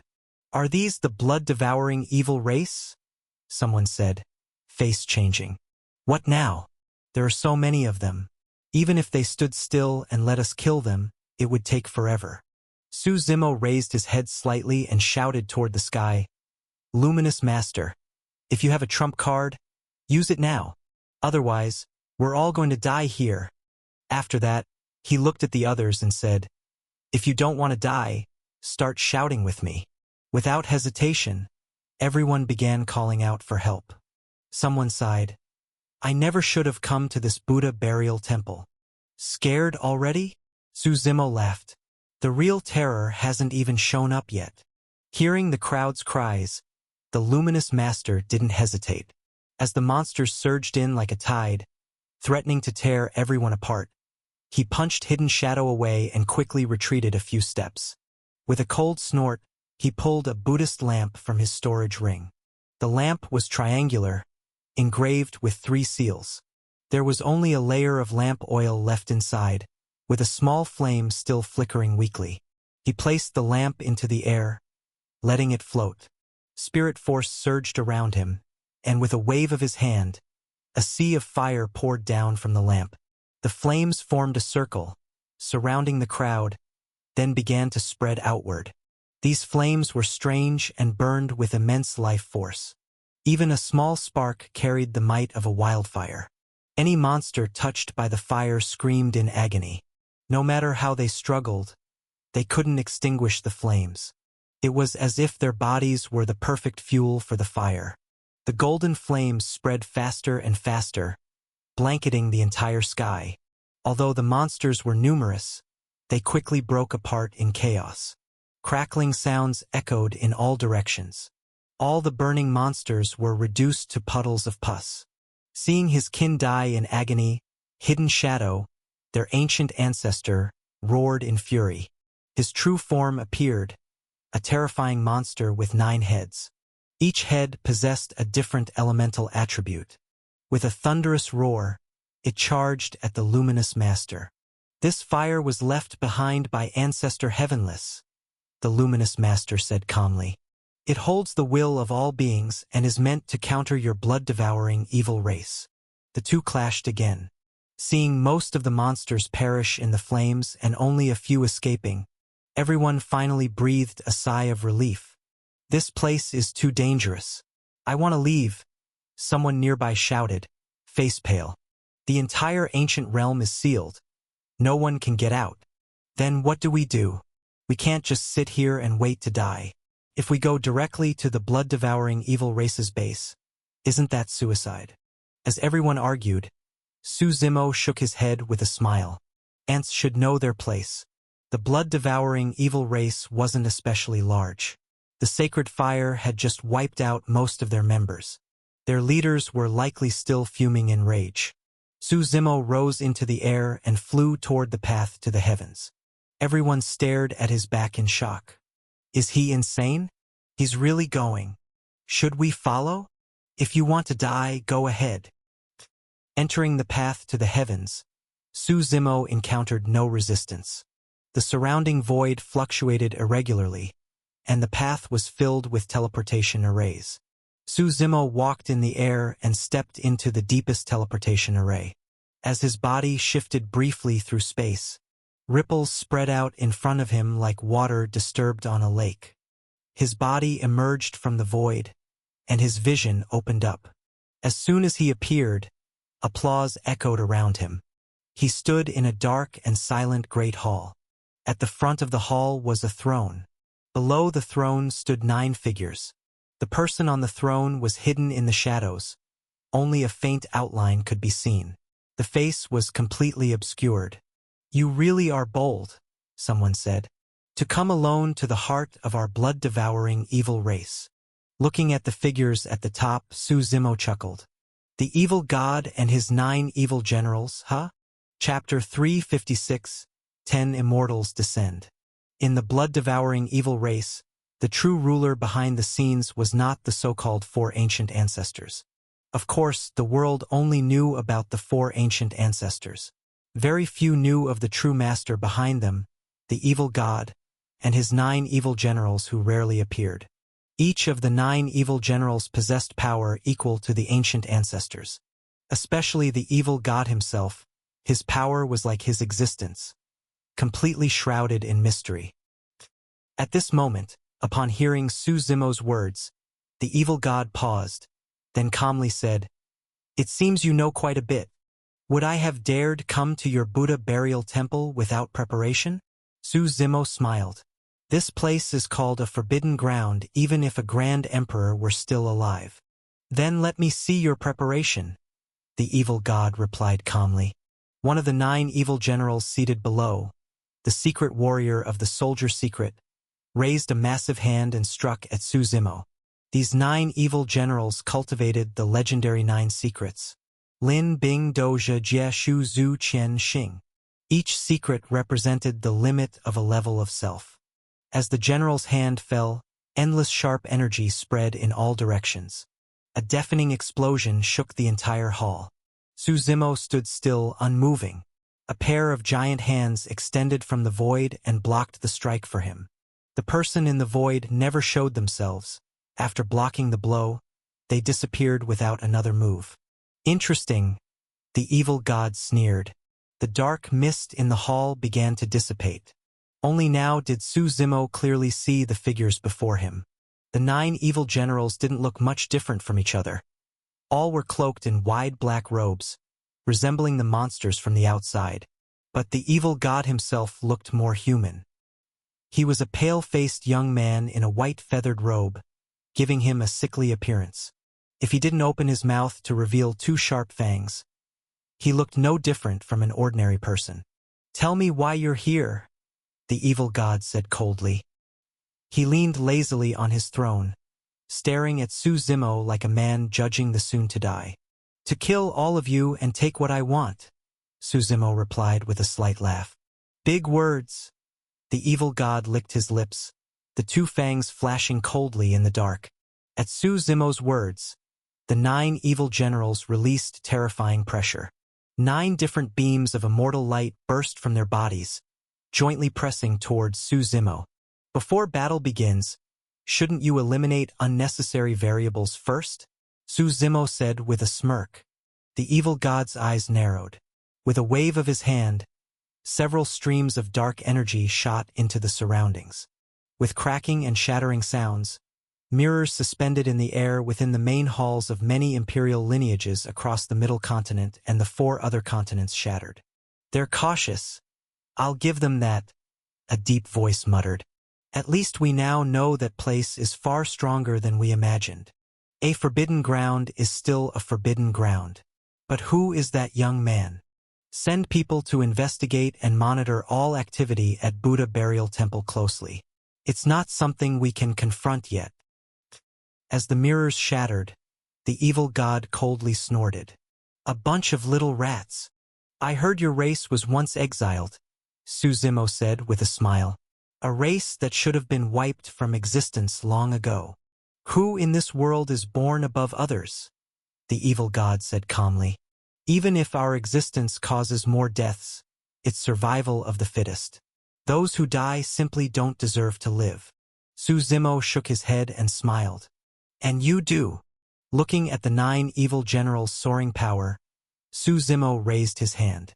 Endless space unfolded beneath his feet, and a teleportation array appeared beside him. From the other side of the array, overwhelming immortal pressure surged. One by one, figures stepped out through the formation. Each figure carried immense aura and immortal power, like divine beings descending, distorting the space around them. 5 immortal cultivators from the Divine Gate. 3 immortal cultivators from the Dark Primordial Race. 1 from Heaven Ascension Holy Mountain. 1 from the Fan Clan of the Middle Continent. 10 immortal path cultivators total, traveling through the void via the formation, descended into the hall. As the 10 immortals arrived, a towering figure shrouded in demonic energy also stepped out from the void, Paimon.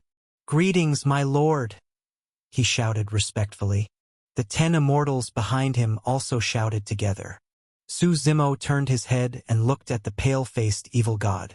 Calmly, he said, "I know your blood-devouring evil race is strong.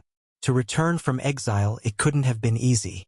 But this world has too many strong beings. Even grand emperors must head toward the outer heavens eventually. What do you want?" the evil god asked flatly.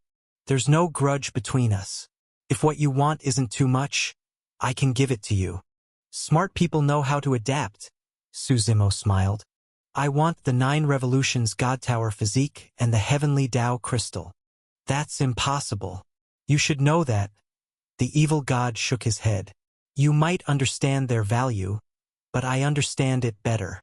Then there's nothing left to say. Just like you said, survival of the fittest. Su Zimo said, waving his hand. Kill them all. At his command, immortal power soared into the sky behind him.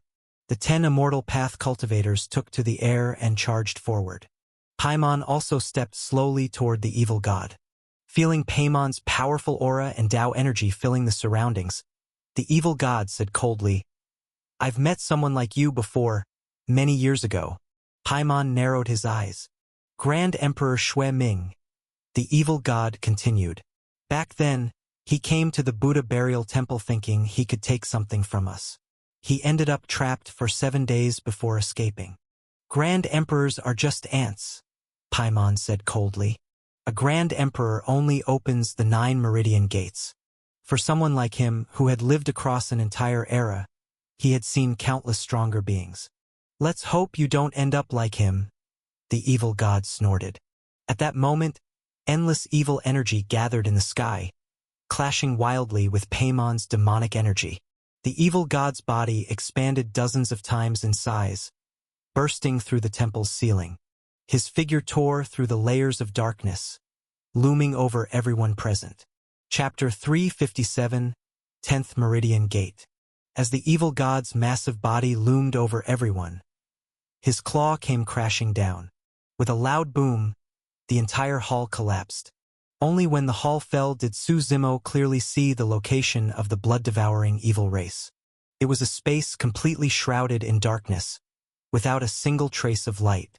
Dark, desolate, lonely, cold. Those were the only words Su Zimo could think of to describe this place. Creatures living here were doomed to eternal suffering in darkness, until the moment they died.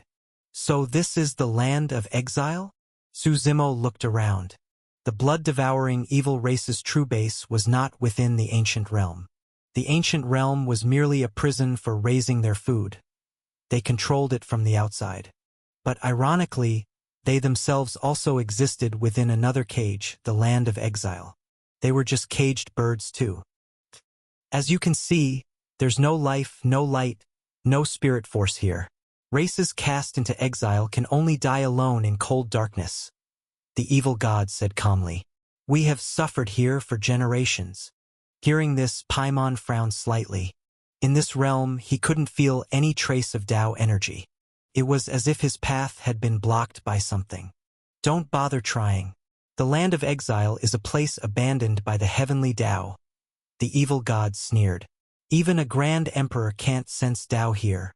Su Zimo narrowed his eyes and said, So this is how you were able to stand against Grand Emperor Shui Ming. What made a Grand Emperor powerful was the difference in their Tao. If Tao couldn't be used, then a Grand Emperor was no different from a regular immortal cultivator. The land of exile erased that difference. I admit your forces are stronger than I expected, the evil god said calmly. But as long as we remain here, what can you do to us? Once the blood-devouring evil race regains its strength and escapes the land of exile, we'll flood the world with blood and vengeance. Su Zimo narrowed his eyes and looked at Paimon. My lord, I'll handle him, Paimon said quickly. Dark demonic energy surged from him, engulfing the entire space. It merged into the black void around them. Countless hideous faces howled in the darkness. Seeing this, the evil god snorted and said with surprise, So you're no saint yourself. The evil god's body was hundreds of meters tall, like a monstrous beast. As he grew larger, his skin clung tightly to his bones, making him resemble a massive corpse. His claws were dozens of meters long, and the fangs in his mouth looked sharp enough to pierce anything. Paimon waved his right hand, and those countless demonic faces roared and rushed down. They tore through the void, devouring demonic energy like falling meteors, like the end of the world. The evil god was not to be outdone. He opened his massive mouth and roared at the sky. Dark energy surged from him, and a grayish membrane of light covered his body, blocking the attacking faces. Then he swiped with his massive claw toward Paimon. Paimon coldly snorted and punched back, demonic energy blasting through the void. At that moment, it wasn't just Paimon and the evil god fighting. The 9 evil generals were clashing with the 10 immortal cultivators Suzumo had brought. Some fought one-on-one, some were locked in chaotic group battles. The entire realm was collapsing and rebuilding over and over again. Thunderous booms echoed endlessly. The battle seemed to shake the heavens. Spatial turbulence surged, and violent winds crashed like tidal waves. Fortunately, this was the land of exile, so large-scale destruction was limited. Suzumo slowly walked to the throne at the center and crushed it beneath his foot. Then he narrowed his eyes and stood silently in thought. "You won't win against me here," the evil god shouted at Paimon. "Why don't we stop? This fight is pointless. Ants can only act like ants and view the world like ants," Paimon said calmly. He took a deep breath, and suddenly a unique aura burst from his body. It was like a waterfall crashing down from the heavens, unstoppable and absolute. It's known that the human body has 12 meridian gates. To open all 12 is to transcend the limits of any species, gaining unimaginable lifespan and potential. Some say it leads straight to the other side of the heavens. This is legend, people have heard it, but no one has ever truly seen it. Grand emperors are the peak of this world. But whether it's entering the path of Tao or becoming immortal, they have only opened 9 meridian gates. Springwheel, Deepbone, Dawnwind, Vast Sea, Bloodveil, Duskpine, Voidverge, Shadowbearer, Voidrend. These are the names of the first 9 meridian gates. But few in the primordial heartlands know about the 10th. Prime Circle. At the moment Paimon forcibly opened the 10th meridian gate, wind and thunder erupted. The sky trembled. Endless spirit force tore through the void barrier and gathered in the land of exile. A dazzling golden light flashed across all realms. Within the light, an unimaginable terror seemed to be contained. The evil god knew this was a moment he would never forget for the rest of his life. The golden light shot up into the sky, echoing across the heavens. It made all of existence seem like fleeting dust in the tide of time. Before the evil god could even react, an overwhelming force crashed down from above. His vision blurred.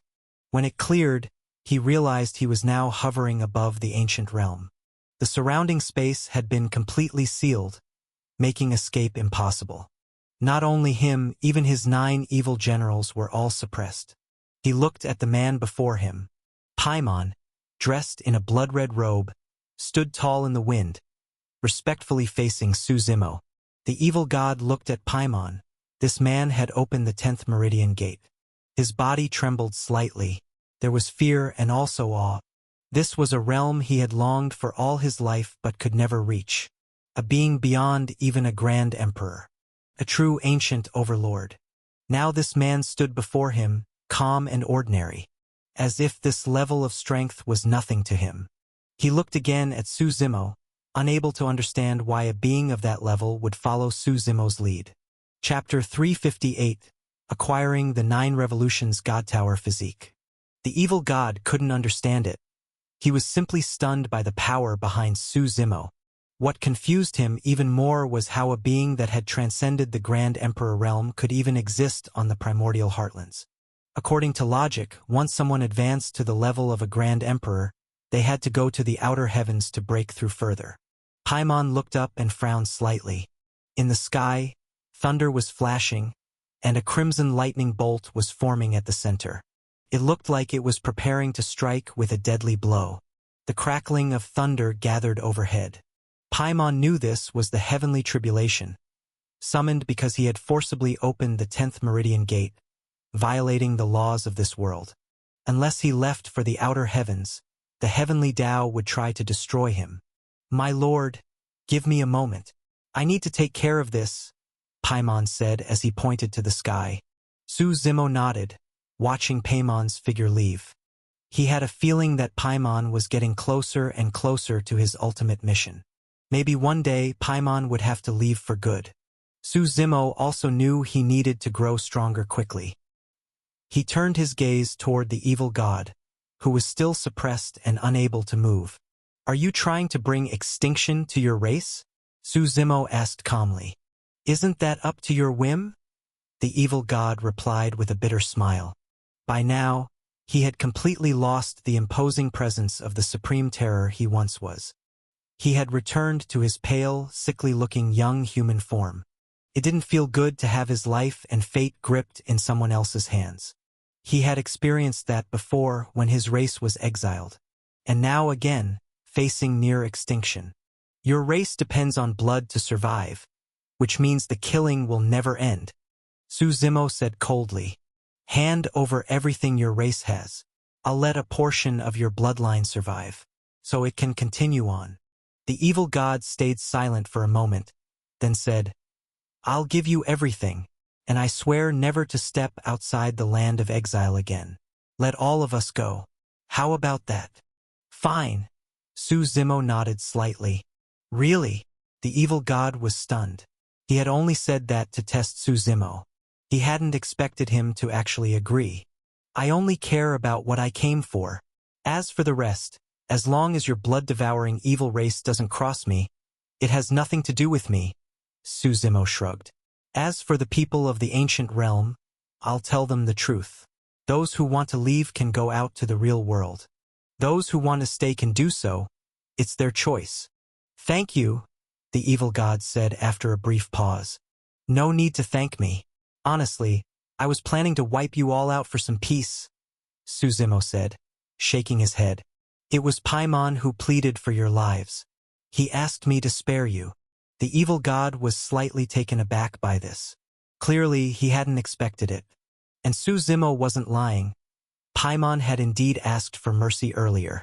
Though he didn't know why Paimon had done so, Su Zimo decided to spare the blood-devouring evil race. The suppression seal was lifted. The evil god waved his hand, tearing open space in front of him. A spatial gate appeared beside him. Ripples pulsed from it, though no one could tell where it led. All of my possessions are inside this independent space, the evil god said. You can take whatever you want. Even if you empty it all, I won't care. Su Zimo stepped into the spatial gate without fear of any trickery. Inside, his vision narrowed. This independent space wasn't huge, more like mid-sized. Ahead stood several interconnected palaces. Weapons, meridian techniques, cultivation methods, and rare items were all organized into separate areas. Su Zimo entered one of the halls. Most of what he saw didn't interest him much. The palace had 7 floors. He went straight to the 7th floor. Compared to the crowded lower levels, this top floor had very few items. There, Su Zimo found the 2 things he needed: the 9 Revolutions God Tower Physique and the Heavenly Tao Crystal. The 9 Revolutions God Tower Physique was a bluish orb. It was divided into 9 sections, each engraved with a unique symbol. It looked incredibly mysterious. The Heavenly Tao Crystal was something the dark primordial race needed. It was the first crystal formed from Heavenly Tao energy at the beginning of time, during the opening of the world. Its origin was massive, and so was its potential, though Su Zimo personally had little use for it. The crystal required very specific items and conditions to activate. After putting both items away, Su Zimo checked a few others. He found one more unexpected treasure: the broken immortal soul. He had been preparing this item to help Chaos enter the path of immortality and advance to the arcane immortal realm from the God Meridian realm. He already had the other 3 primary ingredients, only this one had been missing. He hadn't expected to find it here by chance. After storing the item, Su Zimo exited the hall and returned through the spatial gate. He had only taken what was important. He didn't loot the place completely. Many things inside were useless to him anyway. Go, Su Zimo said to the blood-devouring evil race as he waved them off. The evil god and the 9 evil generals bowed to him, then shattered the void and left. This era's heavens will rest on your shoulders. A sorrowful time for heavenly prodigies. The evil god murmured to himself before leaving. Everything that had happened in the sky was seen by many of the ancient realm's native inhabitants. They speculated quietly but didn't dare come to any conclusions. Until a booming voice echoed through the sky, in everyone's ears. The lies of the ancient realm have been exposed today. You are nothing more than food raised in a cage. This so-called ancient realm is just a sealed prison. If anyone wishes to see the real world, leave the forbidden ground. The exit is there. But let me warn you, the outside world is far more dangerous and far more exciting. As Su Zimo's voice faded, the entire ancient realm was thrown into uproar. For them, this might be the moment their worldview truly collapsed. Their understanding of reality since childhood, many couldn't accept it right away. Some may have always had suspicions, but most had been completely deceived. The enforcers, once hailed as heroes, were now revealed to be monsters. Su Zimo didn't concern himself further. He had done all he could. In the end, these people's lives and deaths had nothing to do with him. Now that he had what he wanted, he was ready to leave. Not long after, Paimon came walking through the air from the distance. His aura was unstable, clearly affected by the heavenly tribulation. Blood stains were faintly visible on his red robe. Chapter 359, Advancing to Empyrean Meridian Realm. Are you all right? Su Zimo asked. This heavenly Tao is really ruthless. But the rules of the world aren't that easy to break anyway. Paimon replied with a smile. If it happens again, the Lord may not see me again. You'll probably be leaving soon too, right? Su Zimo said. Paimon paused slightly, then smiled. Everyone has their own path to return to.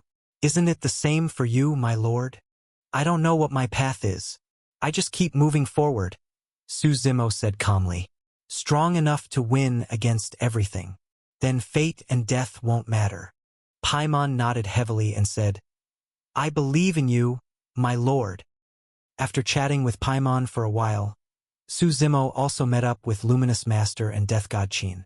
The three of them had previously held off the three ancient ancestors outside. Why did the blood-devouring evil race suddenly retreat? Luminous Master asked, puzzled. No idea. Maybe something came up, Su Zimo replied, shaking his head slightly. Death God Qin said nothing. He understood that Su Zimo had likely already succeeded. The situation in the ancient realm had come to a close. There weren't many gains for those involved, but for them, just surviving was already a huge fortune. They didn't dare ask for more. Leaving the ancient realm, on the way through the Forbidden Grounds, Su Zimo saw many native people trying to escape. Exiting the ancient realm, they still returned to the temple inside Martial Magnificence Temple. What about those people from Martial Magnificence Temple? Someone asked curiously.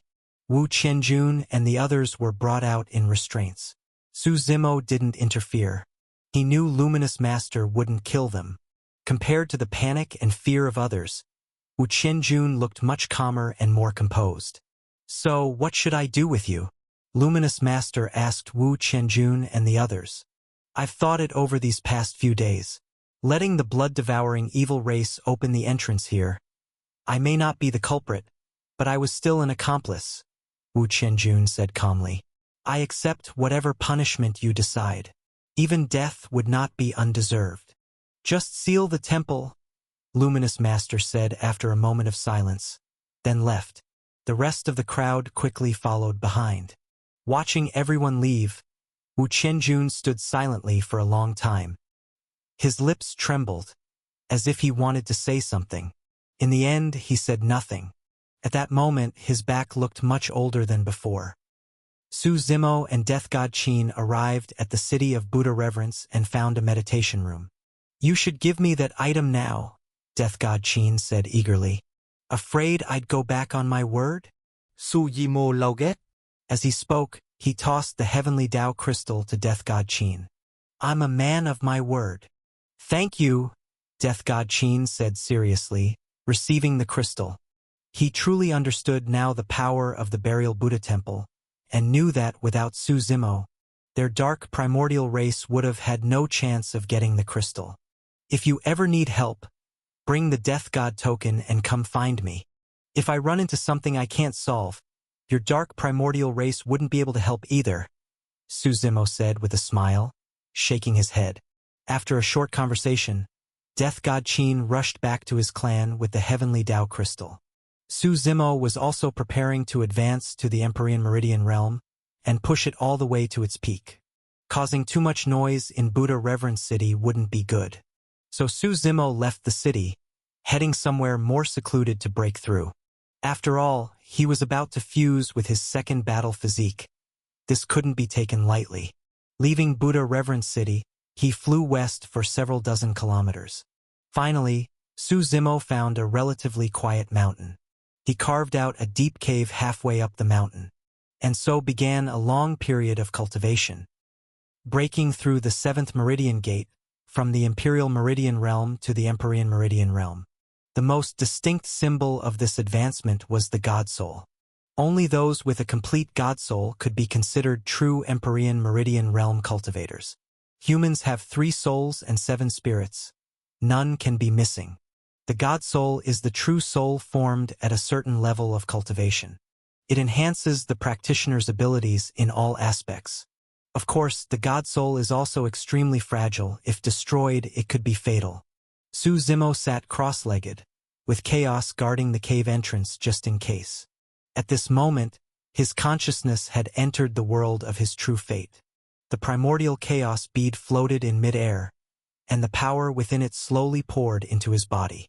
Su Zimo was refining his own path, the road he would walk from here on. The further he went, the harder the road for a cultivator became. Rumble. Low booming sounds echoed from inside his body and all around. From his muscles, bones, flesh, and meridians, through minor and major circulations. Su Zimo carefully aligned and refined everything. He had to make sure his energy could flow smoothly when charging the 7th Meridian Gate. This process alone took nearly 7 days. After 7 days, the spirit force inside Su Zimo was like a rushing river, roaring like the sun breaking the sky. The tidal waves of spirit force surged violently, unstoppable, crushing everything in its path. The river of spirit force, along with the power of the 10 meridian fruit previously buried in his body, surged together. With a thunderous boom, the first strike alone caused the 7th Meridian Gate, Void Verge, to crack. Su Zimo wiped the blood from the corner of his mouth. Another loud boom followed. With a sharp crack, as if something shattered, his aura surged dozens of times stronger. The pressure of the Empyrean Meridian realm surrounded him. The 7th Meridian Gate was now fully open, and the roaring river of spirit force inside him was audible. At that moment, with the primordial chaos bead still injecting energy into his body, his Empyrean Meridian realm cultivation steadily climbed. Empyrean Meridian, Stage 1. Empyrean Meridian, Stage 2. Empyrean Meridian, Stage 9. By the time he reached the peak of the Empyrean Meridian realm, his momentum finally slowed. But even then, Su Zimo didn't let his guard down. Near his heart, a small humanoid god soul had started to form. The small figure looked exactly like Su Zimo, a miniature version of himself. The formation and transformation of the god soul would take time. Su Zimo was patient, letting the process unfold. This transformation took a full half-month. After that, a sharp cry echoed across the mountainside. Su Zimo opened his eyes and slowly exhaled a breath of white air. His eyes were bright and piercing, more radiant than ever. His god soul was now fully formed. He was now officially a peak Empyrean Meridian realm cultivator.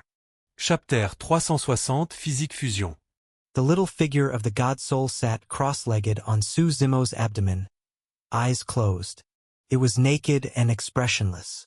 As Su Zimo advanced into the Empyrean Meridian realm, his true fate world visibly expanded. The size of the land and sea continued to grow endlessly with the rumbling motion of the Earth's crust. The sky merged with the ocean. Chaos and many beasts stood quietly within their constructed myriad beast realm, calmly watching everything unfold. This was the phenomenon of the Empyrean Meridian realm. But for Su Zimo, the next step was even more important. Fusing the 9 Revolutions God Tower physique. The formation of the God Soul had already greatly increased his strength, reaching the peak of the Empyrean Meridian realm. At this moment, however, the god soul was still extremely fragile. He swallowed the battle orb of the 9 Revolutions God Tower physique. As it entered his abdomen, it aligned with the god soul. Su Zimo slowly tried to harmonize the two. The power of creation flowed gently within his body, like trickling streams. Bit by bit, it wrapped around the 9 Revolutions God Tower physique and the god soul. After a while, the small figure inside him began to tremble slightly. It too began to emit the power of creation. Suddenly, the little figure opened its tightly shut eyes, and a flash of brilliance shone in its gaze. It looked at the 9 Revolutions God Tower physique in front of it, opened its small mouth and swallowed the battle orb. In that moment, the figure radiated golden light, and its abdomen began to ache.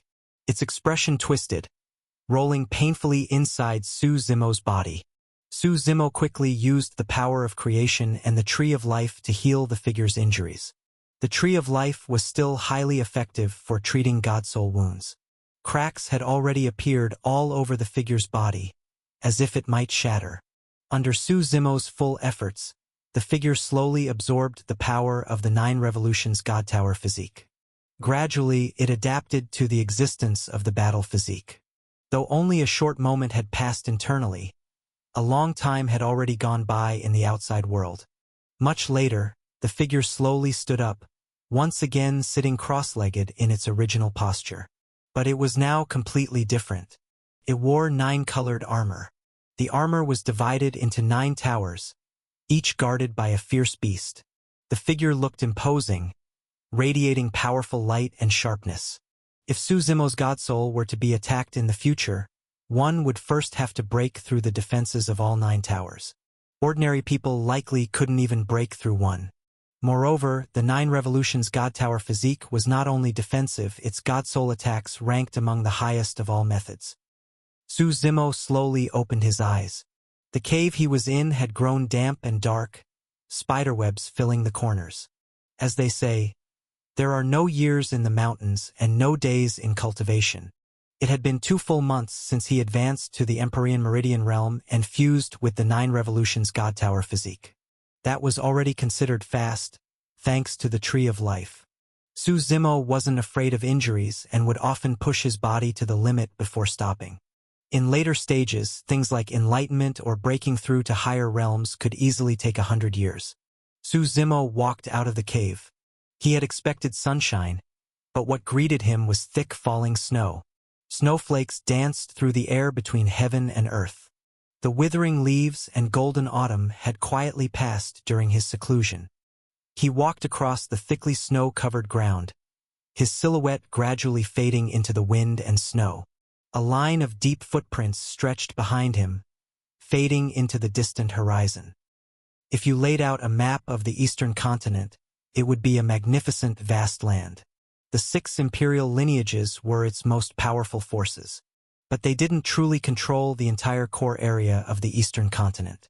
The core was vast, though the 6 lineages occupied most of it. Many areas had their own rulers. Forbidden grounds, dangerous zones, remote or special places. Dragon City was one such place. It lay in the far north of the eastern continent, right next to the endless sky sea. This marked the boundary of the continent. One side of Dragon City was Eastern Continent. Across the sea, at the horizon, lay a brand new region, the Northern Continent. The endless sky sea split everything, dividing the 5 continents and surrounding the middle continent. Traveling from the east to the north wasn't difficult. From here, you could take an airship across the sea to the far shore. Dragon City didn't belong to any force. To put it simply, it was a force in itself. A powerful and ancient existence. 1,000,000 years ago, during the Great War of that era, Grand Emperor Jinwu wanted to usher in the imperial era. The Sky Shroud War God slaughtered the entire dragon race. It said rivers of blood flowed that day, forming an epic river of cruelty forged from dragon blood. It marked the extinction of the dragon race. During that time, some humans willingly became servants of beasts. Back in the desolate era, beast strength was deeply rooted in everyone's minds. Creating a new era was a difficult thing. When Grand Emperor Zhen Wu fought the 10 god beasts, most people didn't believe he would succeed. Among those skeptics, Dragon City was the most prominent example. They built Dragon City, revered dragons as totems, and willingly became the servants of dragons for generations. The only real benefit? To be baptized by dragon blood at the dragon's will. To become dragon blood warriors. Dragon blood warriors were a hybrid species who wore human skin but had replaced their human bloodline with dragon blood. These hybrids had mixed bloodlines and couldn't go far in martial cultivation. To pursue higher realms in martial arts, they had to purify and refine their bloodline. Over the years, Dragon City had stayed away from worldly affairs and quietly developed at the edge of the endless sky sea. Most people didn't pay it much attention anymore. This ancient power had survived countless setbacks since the Desolate Era and still persisted to this day. A grand celebration for Su Zimo's grandfather from the northern continent was scheduled for a few months later. From what Su Zimo had learned, it would be a birthday celebration, his maternal grandfather's 10,000-year birthday. At that time, likely all of the northern continent would attend. Whether his grandfather would appear in person was unknown. The last time Su Zimo saw him was around the time he was born. That memory was already quite blurry. He also had to fulfill the promise he made to Sword Immortal Jiang Yun, returning his legacy to his family. That could be taken care of on this trip. Later, he would look for the Void Spirit Monkey, and then head to the Primordial Demon Cave to ask about the Infernal Lord. The mystery of the Infernal Lord had always been the thing Su Zimo cared most about.